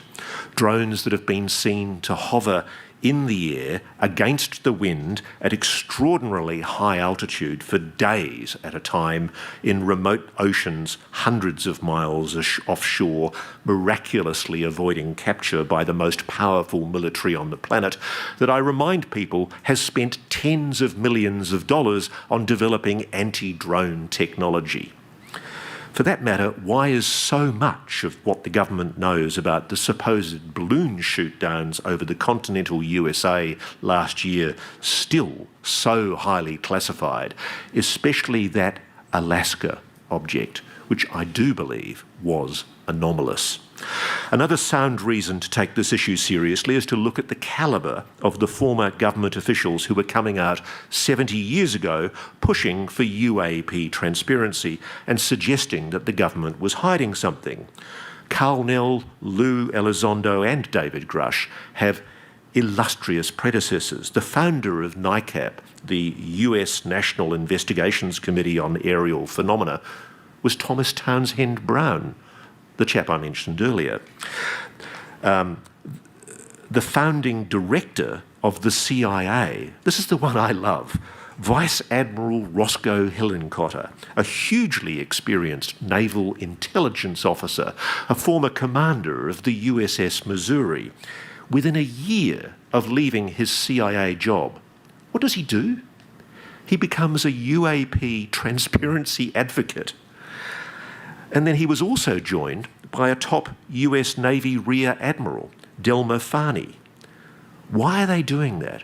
Why did Hillenkotter in 1960 become a UAP transparency and testify to Congress, quote, "It is time for the truth to be brought out in congressional hearings"? This is a former DCI. What truth did Admiral Hillenkotter know in 1960 from his time in naval intelligence and as the head of the CIA? The parallels today with that, with David Grush, an exemplary intelligence officer entrusted with the highest presidential secrets, are extraordinary. While on NICAP's board, Hillenkotter and Rear Admiral Farney also publicly criticised the fact that many witnesses had stopped reporting their sightings to the US Air Force because of frustration that their investigations went nowhere. And does that sound familiar? Of course it does, because it's exactly what the ARRO is doing today, the Pentagon's All-Domain Anomaly Resolution Office. I mean, it's a ridiculous name. There's also something that was done back then as well. When NICAP started attacking the US Air Force started attacking NICAP to try and discredit them. Sound familiar? Yet again, it's exactly what the Pentagon's been doing to Lou Elizondo and David Grush, trying to discredit them with sly, malicious and deceitful leaks to selected tame media. Just like Grush and co., former CIA Director Hillenkotter did his homework. He got hold of a leaked memo showing that while the Air Force was publicly debunking UAP sightings, in secret it was prioritising the monitoring of UAPs. Why was a supposedly fictitious phenomenon being secretly acknowledged in a memo as serious Air Force business? The simple fact is there's a hefty weight of declassified government files that prove the bleeding obvious, that sections of the US military and intelligence community know a hell of a lot more than they're letting on. My favourites are the discoveries in cables from, for example, the US Air Force attaché in Kabul, Afghanistan, reporting the discovery of a physical flying saucer 15 metres in circumference with thick, small glass windows. That doesn't sound like a satellite or space debris. And apparently the Russians beat the Americans to it. We don't know what happened to that object. There's also a heavily redacted CIA memo from 1968 describing a metallic disc-shaped object with a 6-foot base, 4 feet in height, that was found in a crater in Nepal. This is one of a series of documents that refers to a covert program known as Project Moondust, which it's long been suspected was involved in retrievals not only of foreign adversary technology, but also of non-human craft. And interestingly, in light of the fact that David Grush acknowledged last year that there is an ongoing secret Cold War underway with our potential foreign adversaries over retrieved technology, the files suggest this isn't something new. And this is where things started to get interesting for me journalistically, because my first breakthrough in the program was actually an Australian alleged linked UAP retrieval. Details from an Australian Air Force photographer who some decades back was summoned by his commanding officer in Darwin and told he would be helping the Americans out with an unspecified overseas photography job. I've never spoken about this before, and I've got to be careful to protect my ongoing inquiries. This military photographer, though, was told that the job was very secret, and it was obvious the Australian commander had no idea what he was being asked to do. It was totally need to know. And strange as this request by a foreign military like America may sound, This is how Australia does things. We've been very much a servile, willing supplicant to American intelligence and British intelligence for many, many years. And a lot of the people I know inside Australian intelligence are rightly quite proud of some of the things we've done to help defend Western democracy. But we've also done some stupid things. And one of the things I covered and reported for Australian TV in 1994 was a huge expose about our secret service, ASIS, the equivalent of the CIA. And ASIS had people who did technical bugging and tapping. We were very good at it, and we still are. And the Brits asked if they could borrow one of our chaps. And without asking what it was for, only too happy to please, our government's intelligence service said yes, and they sent him off. It was the aftermath of the 2003 Gulf War, and the Kuwaiti government was putting out huge contracts for the rebuilding of Kuwait. And what I learned from one of these technical operations guys was that he had bugged the Kuwaiti government officers for MI6, the British SIS, so that the British could win commercial contracts, against the Australians. But it had been kept secret. And so when I finally broke the story, it emerged that neither the Defence Minister nor even the head of the Secret Service knew that their staff were being loaned out this way.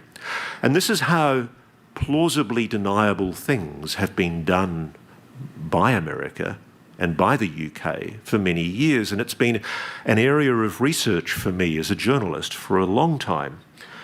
And so I am about to tell you about an alleged Australian involvement in what I suspect was a non-human craft retrieval. Because what this Australian military photographer said he was tasked to do was he was picked up by an American Air Force plane in Darwin, flown to a remote southeast jungle location, driven into a deep part of the jungle, and as he described it, there in the jungle was a disc-shaped craft. Under intense supervision, he was told to photograph everything about it, inside and out. He was then told to develop the negatives in front of his American supervisors. He then had to hand over the photographic gear and the camera and the film and make sure that he wasn't taking any with him. He was then warned not to discuss with Australian superiors what he'd done and what he'd seen, and he never did. I was the first person that learned about what had happened. As far as I know, the Australian government has no idea that this Australian serviceman was involved in a retrieval operation. And the interesting thing was, when I first spoke, even tangentially about this incident, I got phone calls from people I knew in Special Forces in Australia saying I should speak to certain people. And I was introduced to Australian Special Forces soldiers who'd been on secondment to the British SAS in Hereford. And one of them told me he'd been involved in a retrieval in a European country of a craft. There are shocking allegations. If I was to accept what these alleged first-hand witnesses were telling me, there was, and still is, a secret Cold War going on between the Russians, the Chinese, and the Americans to secure what I am told, and I have no way of definitively proving this. This is data. It's the start of an investigation. What I am told are retrieved non-human craft. There are even allegations that we are bringing down these craft offensively, using weapons. And I know that sounds crazy. I'm telling you what I am being told. If these claims are true, then we have acted reprehensibly with a non-human intelligence in our avaricious effort to be the first to secure an advantage with their technology. It's a moral stain on what should be one of the greatest moments in human history, first contact. I can well imagine, and I say if, If these allegations are true, I can well imagine this awful secret is one that some in government have decided it is best to stay concealed. Now, I know what many of you are probably thinking. This is sci-fi nonsense, silly stories peddled by attention-seeking Walter Mitty's to a credulous and gullible journalist. That's what I thought. I was sceptical. I still don't know whether to believe it. I do fear I'm being fed disinformation, but I've heard now the same story from so many sources, I'm beginning to think it might plausibly have some truth to it. Then around this time in my research, a flood of letters started happening. It was first a trickle, then a flood. It took months for people to respond to my 160 plus letters. But after what I suspect was an agonisingly difficult decision for them to decide whether to engage, they did. And I began speaking to some extraordinarily clever, and I say this on their behalf, patriotic people. People who love their country, love and respect their constitution, honour their national security oath, but think you've got a bloody right to know about what they know. And I'm angry on their behalf. I will die in a ditch if need be, I'd rather not, to protect the anonymity of the sources I spoke to and am still engaging with. But one of them I can name, because he authorised me to. He called me on an open line out of the blue, and I could barely believe who he was. Because if I was to think of the one person who I wanted to speak to me, it was him. His name was Nat Kobitz. He was the US Navy's former long-time Director of Science and Technology Development, their chief R&D scientist, their chief geek for many years, for over 30 years. He was a beautiful, wisecracking, 92-year-old Brooklyn Jewish scientist with a beautiful sense of humour. And sadly, when I caught up with him, he was dying from cancer. And fate dictated that I caught him at the perfect time. He was sitting in his Baltimore home, bored out of his brain, with too much time on his hands. And here was this Aussie journalist asking him about the work that he'd done as part of the greatest generation with the US Navy's R&D division. He was fiercely proud of what he achieved, and so he should be. And over several months, he finally opened up to me about what he was, on his own admission, read into. He was briefed on the program. And he told me that he had been read into a classified program involving retrieved non-human technology, recovered alien spacecraft. He eventually admitted that he was officially briefed that America had retrieved multiple non-human craft, and that he was aware there was a secret operation underway for decades, in his words, to undertake to reverse engineer them. He admitted that most of what he knew was effectively hearsay, although from some excellent official sources. This is something he'd been briefed into in his official capacity. He did admit that on one occasion he was flown to Wright-Patterson Air Force Base, literally taken deep underground, taken to a secure room and shown what looked like some kind of bulkhead from a craft which he believed was constructed in a way that defied conventional explanation. The craft's skin and inner bulkhead were composites bonded at an atomic level. He suspected it was non-human intelligence technology. But being the scientist he was, infuriatingly, he wouldn't say to me it was alien tech. He would just say it was something he had never seen that any human could make. Nat was a patriot. He was a decent, honourable public servant. He respected the fact that this program was being kept secret for a reason.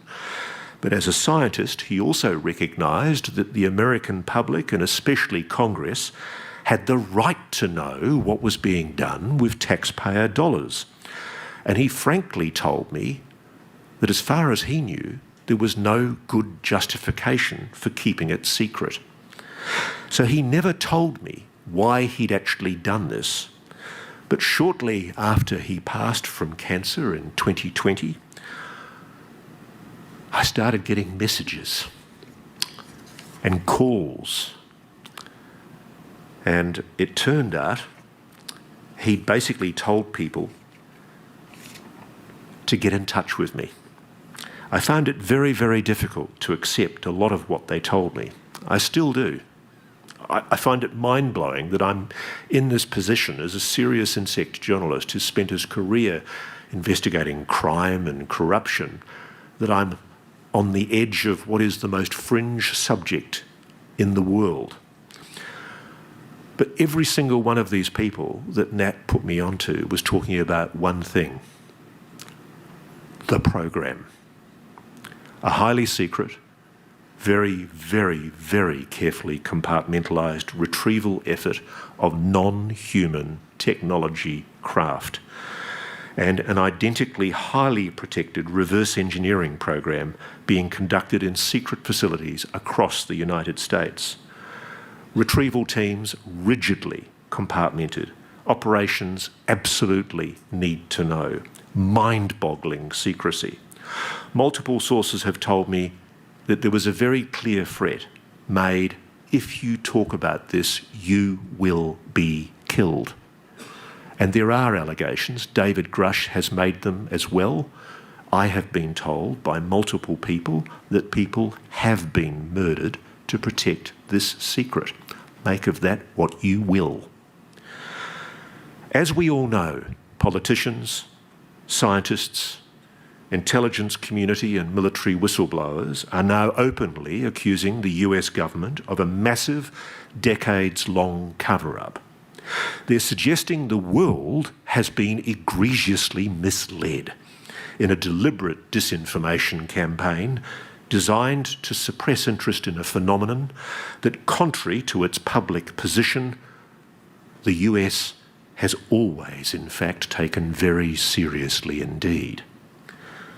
And throughout 2023, as we all know, there's been a determined effort by a bipartisan group of very senior US politicians to try and get legislation through the Congress to force transparency and disclosure provisions into America's annual defence budget. And what finally passed into law mandated some of what might help, a government-wide UAP records collection to be held by the US National Archives. But I don't expect for a moment that the agencies allegedly responsible for this massive cover-up are going to willingly hand over what they see as the crown jewels to temporary employees. That's the dilemma you face. It's not my problem. I'm not an American. It's up to you what you do about it. But I'm told this was hidden long ago in private corporate aerospace, in full anticipation that the day would come when Congress would start asking questions. A key provision in the bill that was proposed last year would have mandated eminent domain, the confiscation of UAP-related material, and it was struck down. But the mere fact that senior politicians like Chuck Schumer, the Senate Majority Leader, one of the most powerful people in the Congress, was prepared to put his name to a document in the Congress talking about the retrieval of non-human intelligence technology. We've passed a tipping point. What is very, very unusual about this push in Congress for this greater UAP disclosure on an issue that many people still regard as a fantasy is that it is backed by many high-powered politicians, among them the Democrat Senate Majority Leader Chuck Schumer, the Republican Vice Chairman of the Senate Select Committee Marco Rubio, the Republican Senator Mike Rounds, the ranking member of the Subcommittee on Cybersecurity for the Armed Services Committee, and the Democrat Senator Kirsten Gillibrand, who serves on the Senate committees for both intelligence and armed services. A previous highly respected Senate Majority Leader Harry Reid, the late Harry Reid, also played a huge role in pushing Congress to make these laws and to begin aggressively investigating what the government knows about UAPs. Why would two Senate Majority Leaders, members of the so-called Gang of Eight, which is the one group in the Congress that is briefed into all of America's most deep secrets, why would they put their reputations on the line to promote disclosure of a supposedly non-existent, non-human intelligence and technology operating secretly on our planet? Politicians do not put their names to bills unless they have very good grounds for doing so. And there are also lower house politicians pushing for public congressional hearings into UAPs, just as happened in the 1970s Watergate and Church Committee hearings, where whistleblowers would get their chance to testify under oath. And after the Pentagon's UAP Investigation Office, ARO, issued a report in February categorically denying the existence of illicit UAP efforts with retrieved extraterrestrial technology, Senator Gillibrand pledged that she wanted public hearings. She said it's definitely not case closed. Her comments and those of other politicians suggest Congress suggests something is being concealed on UAPs, and it's now determined to investigate. There are extraordinary allegations that have been aired. As we all know, in June 2023, almost a year ago, David Grush went public with his allegations. He basically alleged on both the debrief and also on NewsNation with me that the US is running a secretive UAP retrieval and reverse engineering program, and that it is in possession of non-human technology, including craft, along with their dead pilots, biologics, yes, aliens. That's David Grush's allegations. And he filed in 2022 a whistleblower complaint with the US Intelligence Community Inspector General.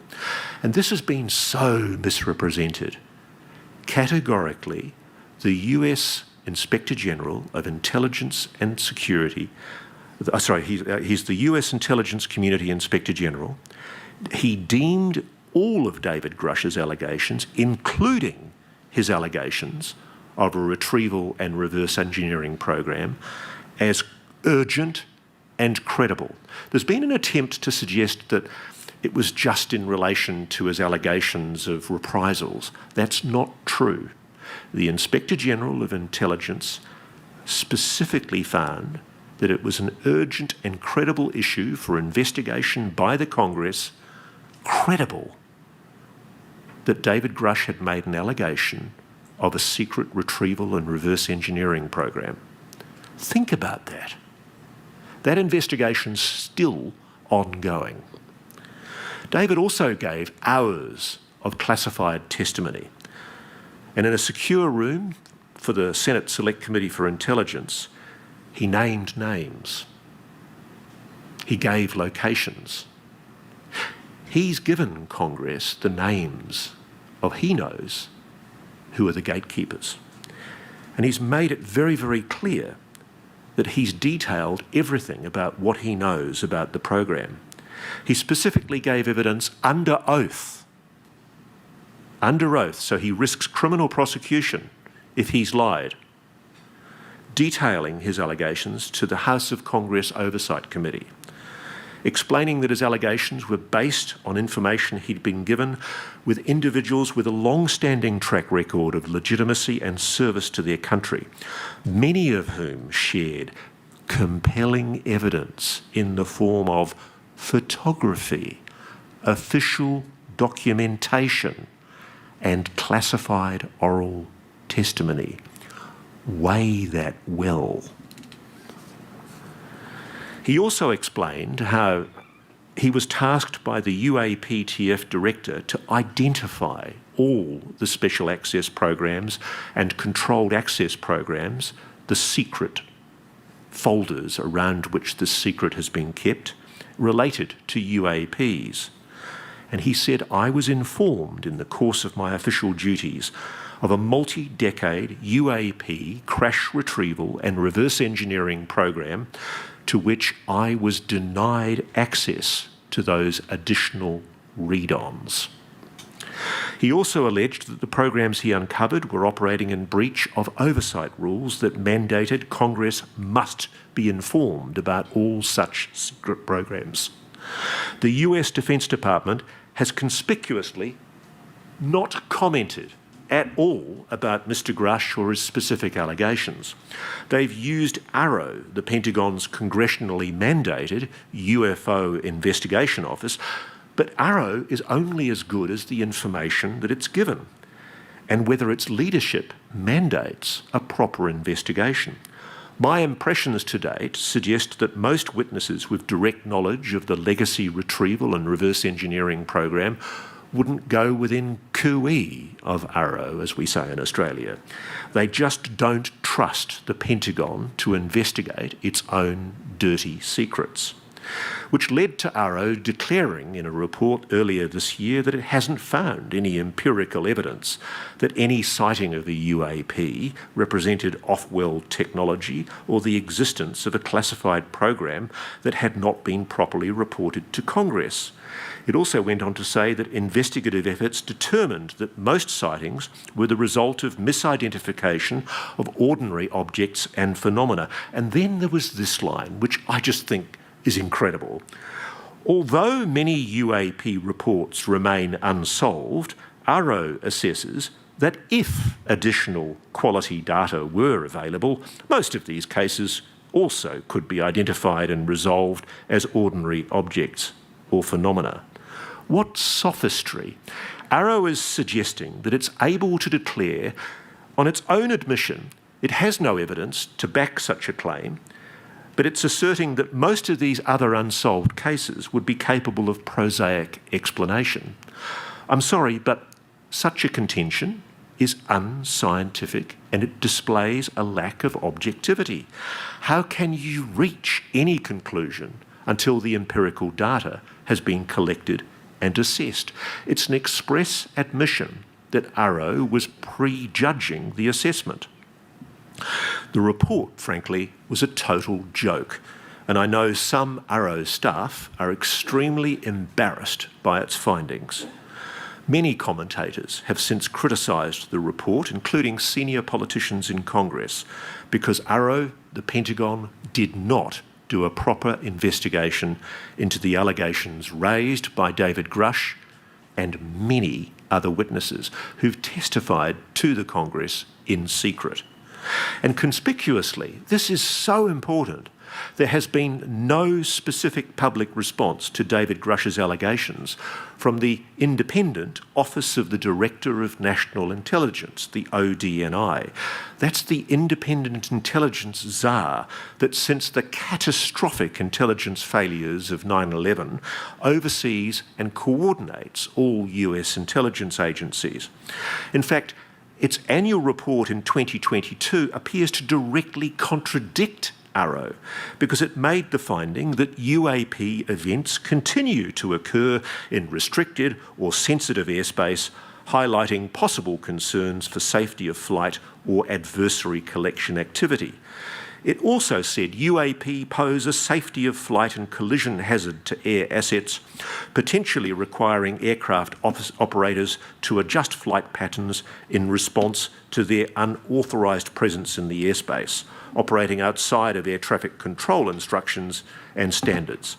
And it also said UAP continue to represent a hazard to flight safety and pose a possible adversary collection threat. And then in December 2023, after Ohio Congressman Mike Turner led a push to block the key Schumer amendments that would have allowed whistleblowers to come forward and give evidence with more security to the Congress, the Senate Majority Leader Chuck Schumer, no less, spoke on the floor of the Senate, clearly angry, and he confirmed that he believed the US government was refusing to share information on UAPs with the American people.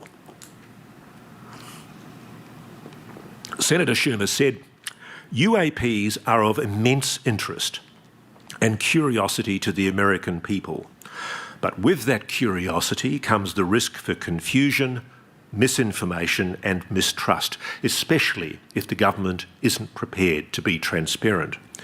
The United States government has gathered a great deal of information on UAPs over many decades, but has refused to share it with the American people. This is the Senate Majority Leader saying this. This is wrong and additionally breeds mistrust. And this is the kicker paragraph. We have also been notified by multiple credible sources that information on UAPs has been withheld from Congress, which, if true, is a violation of laws requiring full notification to the legislative branch, especially as it relates to the 4 congressional leaders, the Defence Committees and the Intelligence Committee. And in apparent defiance of the Pentagon Arrow's office to do its level best to downplay the UAP issue, the senior so-called J3 Intelligence Joint Chiefs Staff advising America's Joint Chiefs of Staff are taking UAPs very seriously indeed. In an FOI Act request obtained by researcher Douglas Johnson, there are orders that were sent out to all US military commands in May 2023 that mandated the collection of all UAP data. It set out procedures for reporting and gathering data on contemporary military encounters with UAPs. And it reads, the US government has observed UAP in or near the territory and operating areas of the United States, of its allies and of its adversaries, and observing and identifying and potentially mitigating UAP has become a growing priority for US policymakers, lawmakers and war fighters. The potentially ubiquitous presence of UAP defines the national security implications of those anomalies, which range from operational hazards and threats to technological and intelligence surprise to adversaries' strategic miscalculations. It is imperative that DoD provide UAP incident, incursion and engagement for the department's detection and mitigation of potential threats, exploitation of advanced technologies, and informing policymaker and warfighter decisions. That is not a Pentagon that is disinterested in UAPs. And the explicit reference to the national security implications of those anomalies in the Joint Chiefs document puts the Pentagon's most senior commanders in apparent conflict with the bullshit report from their own UAP investigation office. It's history repeating itself. While one arm of the Pentagon publicly dismisses UAPs, it's behind the scenes being acknowledged as a grave national security threat. Now, you're probably getting very sick of listening to me by now. I sure am. But before I finish, I want to tell you about an initiative that I'm involved in back in Australia. The Non-Human Intelligence Research Institute, NHIR.org. It's been founded with the extremely generous support of an Australian neuroscientist and businessman called Dr. Anton Uvarov. It's the first organisation of its kind in the Australasian region. We plan to fund collaborative scientific research projects into unidentified anomalous phenomena. And we are very interested in funding generously collaborations with scientists worldwide. We're already working with Dr. Beatrice Villarol, who I know is presenting at this conference, to assist her superb research into so-called astronomical transients. Another planned project is the construction of absolutely state-of-the-art observation stations that will be placed in UAP hotspots. These will be mobile, using absolutely best-case, top-of-the-line technology. We hope they will collect extensive data on UAP. So if anyone here, or anyone watching, thinks they have a scientific project that might help us crack the mystery of UAPs, and you're interested in pitching for NHIR Institute's funding support, and I can tell you, Anton's deadly serious. He wants to support good science. Let's talk. We think it's time to stop waiting for governments to admit what they know. We plan to science the truth. There's a pile of my cards here. Don't hold back. Thank you very much.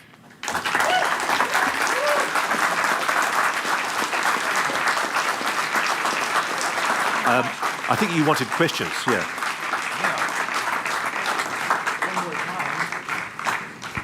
Yeah, one more time, Ross Coulthart. What an incredible way to kick off the 2024 AAPC conference. Now, we're going to do a few questions. I think we've got just enough time, don't we? We're a little behind schedule, but hey, he had a lot to say, didn't he? I'm so sorry if I wabbled on. Yeah. Now, with the questions, I do want to quickly say, and I'll say a little more about this later, that we're all using the Whova app. Most of you probably got emails about this with updates. It's probably the best way for you to include your questions, but there are also little cards on the table where you can do it the old-fashioned way, like Ross would do, right? Write it down and put it in the mail. So indeed, and that's obviously very effective. So if you'd like to write on your cards and pass those up to the front, I think that Rich and some of the folks are going to be helping to get those up here to me. I'm going to start, though, on a few on the Whova app, and I'm going to give you a little briefing tomorrow morning, by the way, about how that works. For the time being, let's kick off with this one, Ross. We have the following question. It seems that most people active in the UAP arena have given up on challenging the mainstream media's wholesale shunning of the UAP topic.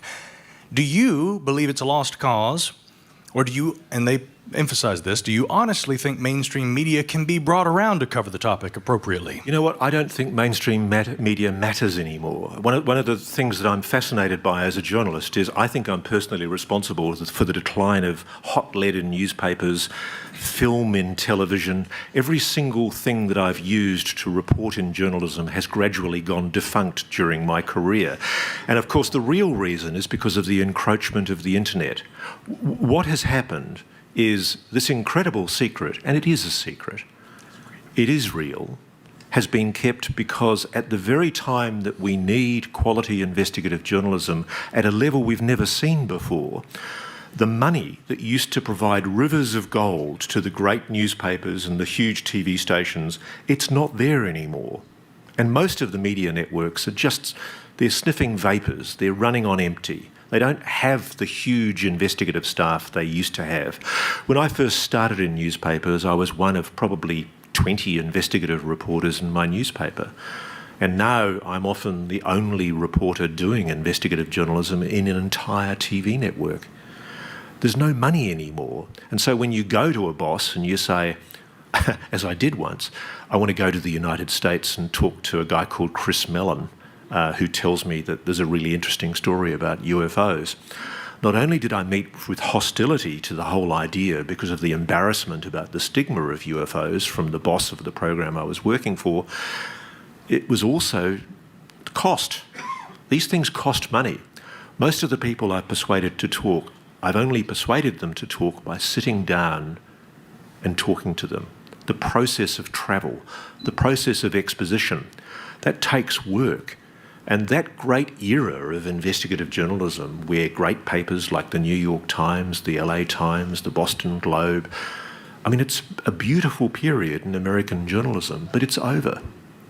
And it's why you're not seeing a lot of good quality journalism anymore on a lot of issues in the American media or in my media. And so I've given up lamenting the failure of mainstream media because it's not their fault. I've spoken to editors about this. A lot of my friends are now editors of major newspapers or TV networks, and they're pained by the fact that they don't have staff to deploy to go out and investigate stuff. But what is interesting, and I've learned this for myself, I put an interview up with Gary Nolan late last year, just as a filler. Channel 7 said to me in Australia, look, if you've got any interviews you think are interesting that people might want to watch and we can put it up over Christmas. It's been watched nearly 3 million times. The last time anyone in the media had ratings of 3 million was probably 40 years ago. What's happening is media is moving online, and online is incredibly powerful. It's much more powerful than mainstream media. I routinely, on podcasts that I do, or on shows that I do like Reality Check on NewsNation, we outrate major networks on national television because there's an audience from all over the world that even if they're not getting it in mainstream media, they want it and they're interested. There's a wisdom of the crowd on this subject. They want to know what's going on and they smell a rat. Indeed, well said. Here's another question. This comes, there we go. Yeah, we've got time for clapping.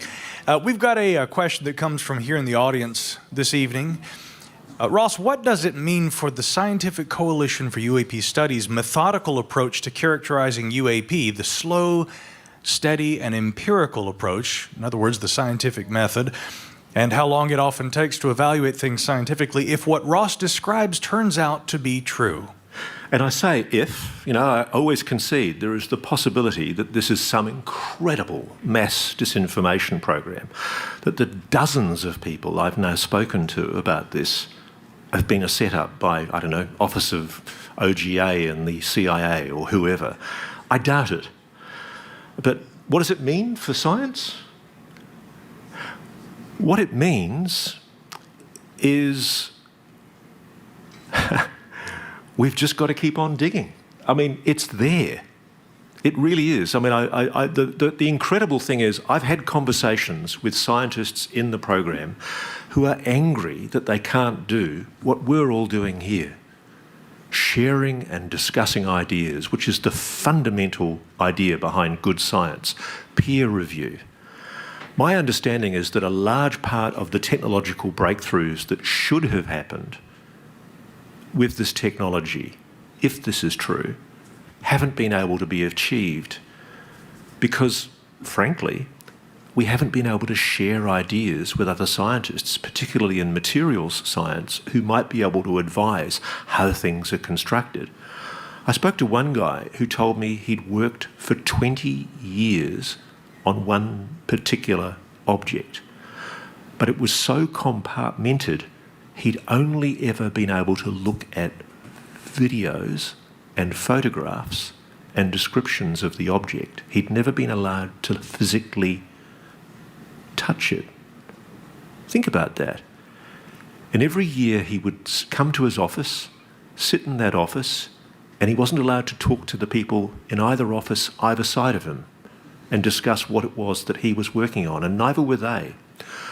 This whole program, if it exists, of course, is so heavily compartmented that it's constraining the discovery of scientific advancements that could benefit all of humanity, not just a select group of people in private aerospace who I suspect have made the decision that this is theirs. Our next question here, we're getting quite a few about some of the recent amendments and the bill language that's appeared actually fairly recently. This one comes from folks online. What are the odds that Congressman Robert Garcia's proposed amendments to Majority Leader Schumer's UAP legislation will face significant revisions or get gutted again before it passes? I think it will at the moment, because there is I don't know what it is. I mean, I love coming to America. I've come here pretty much every year, multiple times a year for the last 35 years. And I've seen a change When I was a little boy, I loved the fact that there was this Apollo space program that had been achieved by this amazing country, America, that had made incredible technological achievements. And so much of it happened here in Rocket City. And I was very lucky, a good friend of mine organised a VIP tour for me of the Marshall Space Centre this week, and I went and stood by the test platform where Wernher von Braun tested his first rockets here in America. It was history, an incredible era where, you know, some of America's greatest generation achieved technological achievements that are just absolutely mind-boggling. But right now, America feels broken. It feels like it's lost its way. And it's really interesting because what could single-handedly motivate America? You need like a Manhattan Project. Nothing could do it more than to be able, and this is what I find bewildering. I've asked so many people, including quite senior people, who've rung me, knowing that I will, obviously, even though they're telling me things that betray the fact that they know full well they're admitting the existence of a program. I've had conversations with people in private aerospace asking me what they should do. It's perverse. And I've said, what's the reason? Why are you keeping this secret? And they talk with just enough angularity, just enough detachment from any admission. But what they're skirting around is the fact that they're sitting on this monstrous secret. And to me, nothing could transform America more, or humanity more, than the realisation that we are not alone. You know, we'd perhaps forget our differences in Ukraine or North Korea or China or Russia and think of ourselves as humans. Imagine what science could achieve, what humanity could achieve if we could deploy the minds of everybody in this room and anybody in the world to achieve technological breakthroughs. My understanding is that what we're doing with this technology, with this retrieved technology, is we're essentially piggybacking on it. We're not reverse engineering it, we're retrofitting it in a way that allows us to use it. I won't go any further than that. I know a lot about it.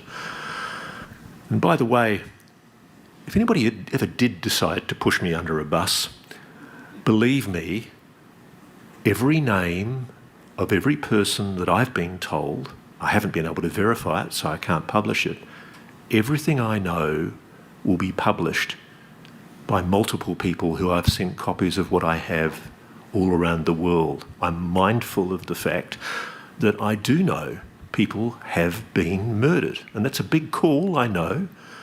People have been murdered to protect this secret. And so coming back to answer your question, this is the biggest secret in human history. And I don't give a toot whether people call me a conspiracy theorist. On a level of probability, I'm pretty bloody sure it's true.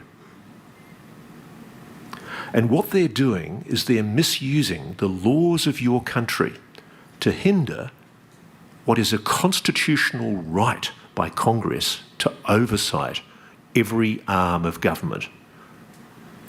Now, if Americans don't care about that, then you can go another 60 years in ignorance. It's up to you.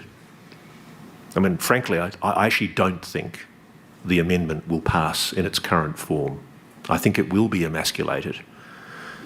And frankly, unless you, the American voter, can motivate politicians to actually do something about this, it's a complete waste of time. And just like Roscoe Hillenkotter tried in 1960 and was publicly vilified for doing so, a former DCI of the CIA went public within a year of leaving office, pushing for UAP transparency.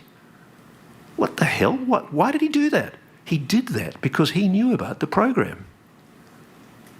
He thought it was monstrous, outrageous that this secret was being kept. And I do. But I don't vote. But I happen to think that America, the greatest generation, showed in this town 60 years ago, things that me as a little boy, I loved it. It inspired me. You as a country can do great things, and you've lost your way. It's as simple as that. This is an issue that goes to the absolute heart of what you've all been told, your country is great. That's a load of steaming bullshit right now. You're failing. And you're failing because there's this monstrous secret that's being perpetuated. Trillions of dollars, I suspect, have been diverted from your budgets. You can't even fix your roads. What the hell? Why don't you vote these pricks out and get people in who are going to make a change? We're almost out of time, but on the heels of that, I think it would only be appropriate to get one more from our live audience here at the Rocket City Tavern. This question, Ross: what actions can activists take to effectively pressure elected officials to demand more transparency? It really is as simple as, I know there was the New Paradigm Institute, for example, held a demo in DC, and only a number of people turned up. Good old-fashioned tub-thumping political campaigning makes a huge difference. I can tell you, I've got friends that work in ministerial offices in government, and nothing works better than sitting down and handwriting a letter to a minister of government or a secretary of department complaining about something. If politicians started getting floods of letters telling them that this is an election issue, I know, for example, Trump's been briefed. You know what's going on? He's scared. He's scared they're going to kill him if he reveals what he knows. That's what I've been told. You have a situation where your potential president is terrified of speaking about the UAP issue because he's scared they're going to knock him. I'm not kidding you. I'm not making this up. This is serious. You have a national scandal at the heart of this. It's not just about UFOs, it's about your country. It's totally screwed unless you resolve this issue. It should be the dominant political issue. If you can get this secret out, the world will change overnight. And I've heard that from people in the program. They're deeply angry that this secret is being suppressed. They see no good reason. One of the reasons it's being suppressed is because America has made weapons, dreadful weapons. Are you proud of that? Is that really what we want to do from technology that we've obtained by using offensive weaponry against a fairly benevolent, non-human intelligence? Is that really how we want to define our first contact? Because that's what we're talking about here. And I don't know how to communicate this more seriously. I'm over talking about this as a possibility. You might notice in the course of my speech I've used qualifications, if this is true. And I will always say that we have to concede the possibility that it's disinformation. But too many people have told me that this is true. And frankly, if Americans don't care about it when they go to the polls in November, you're screwed. Sorry. I think that's actually all the time we have for tonight, but I do want to ask everyone, please, to give us another round of applause for Mr. Ross Coulthart. Ross, I know you traveled a long way to get... Thanks for watching. Go to joinnn.com to find NewsNation on your television provider. And please don't forget to click that red subscribe button to ensure you get more of NewsNation's unbiased and fact-driven news coverage.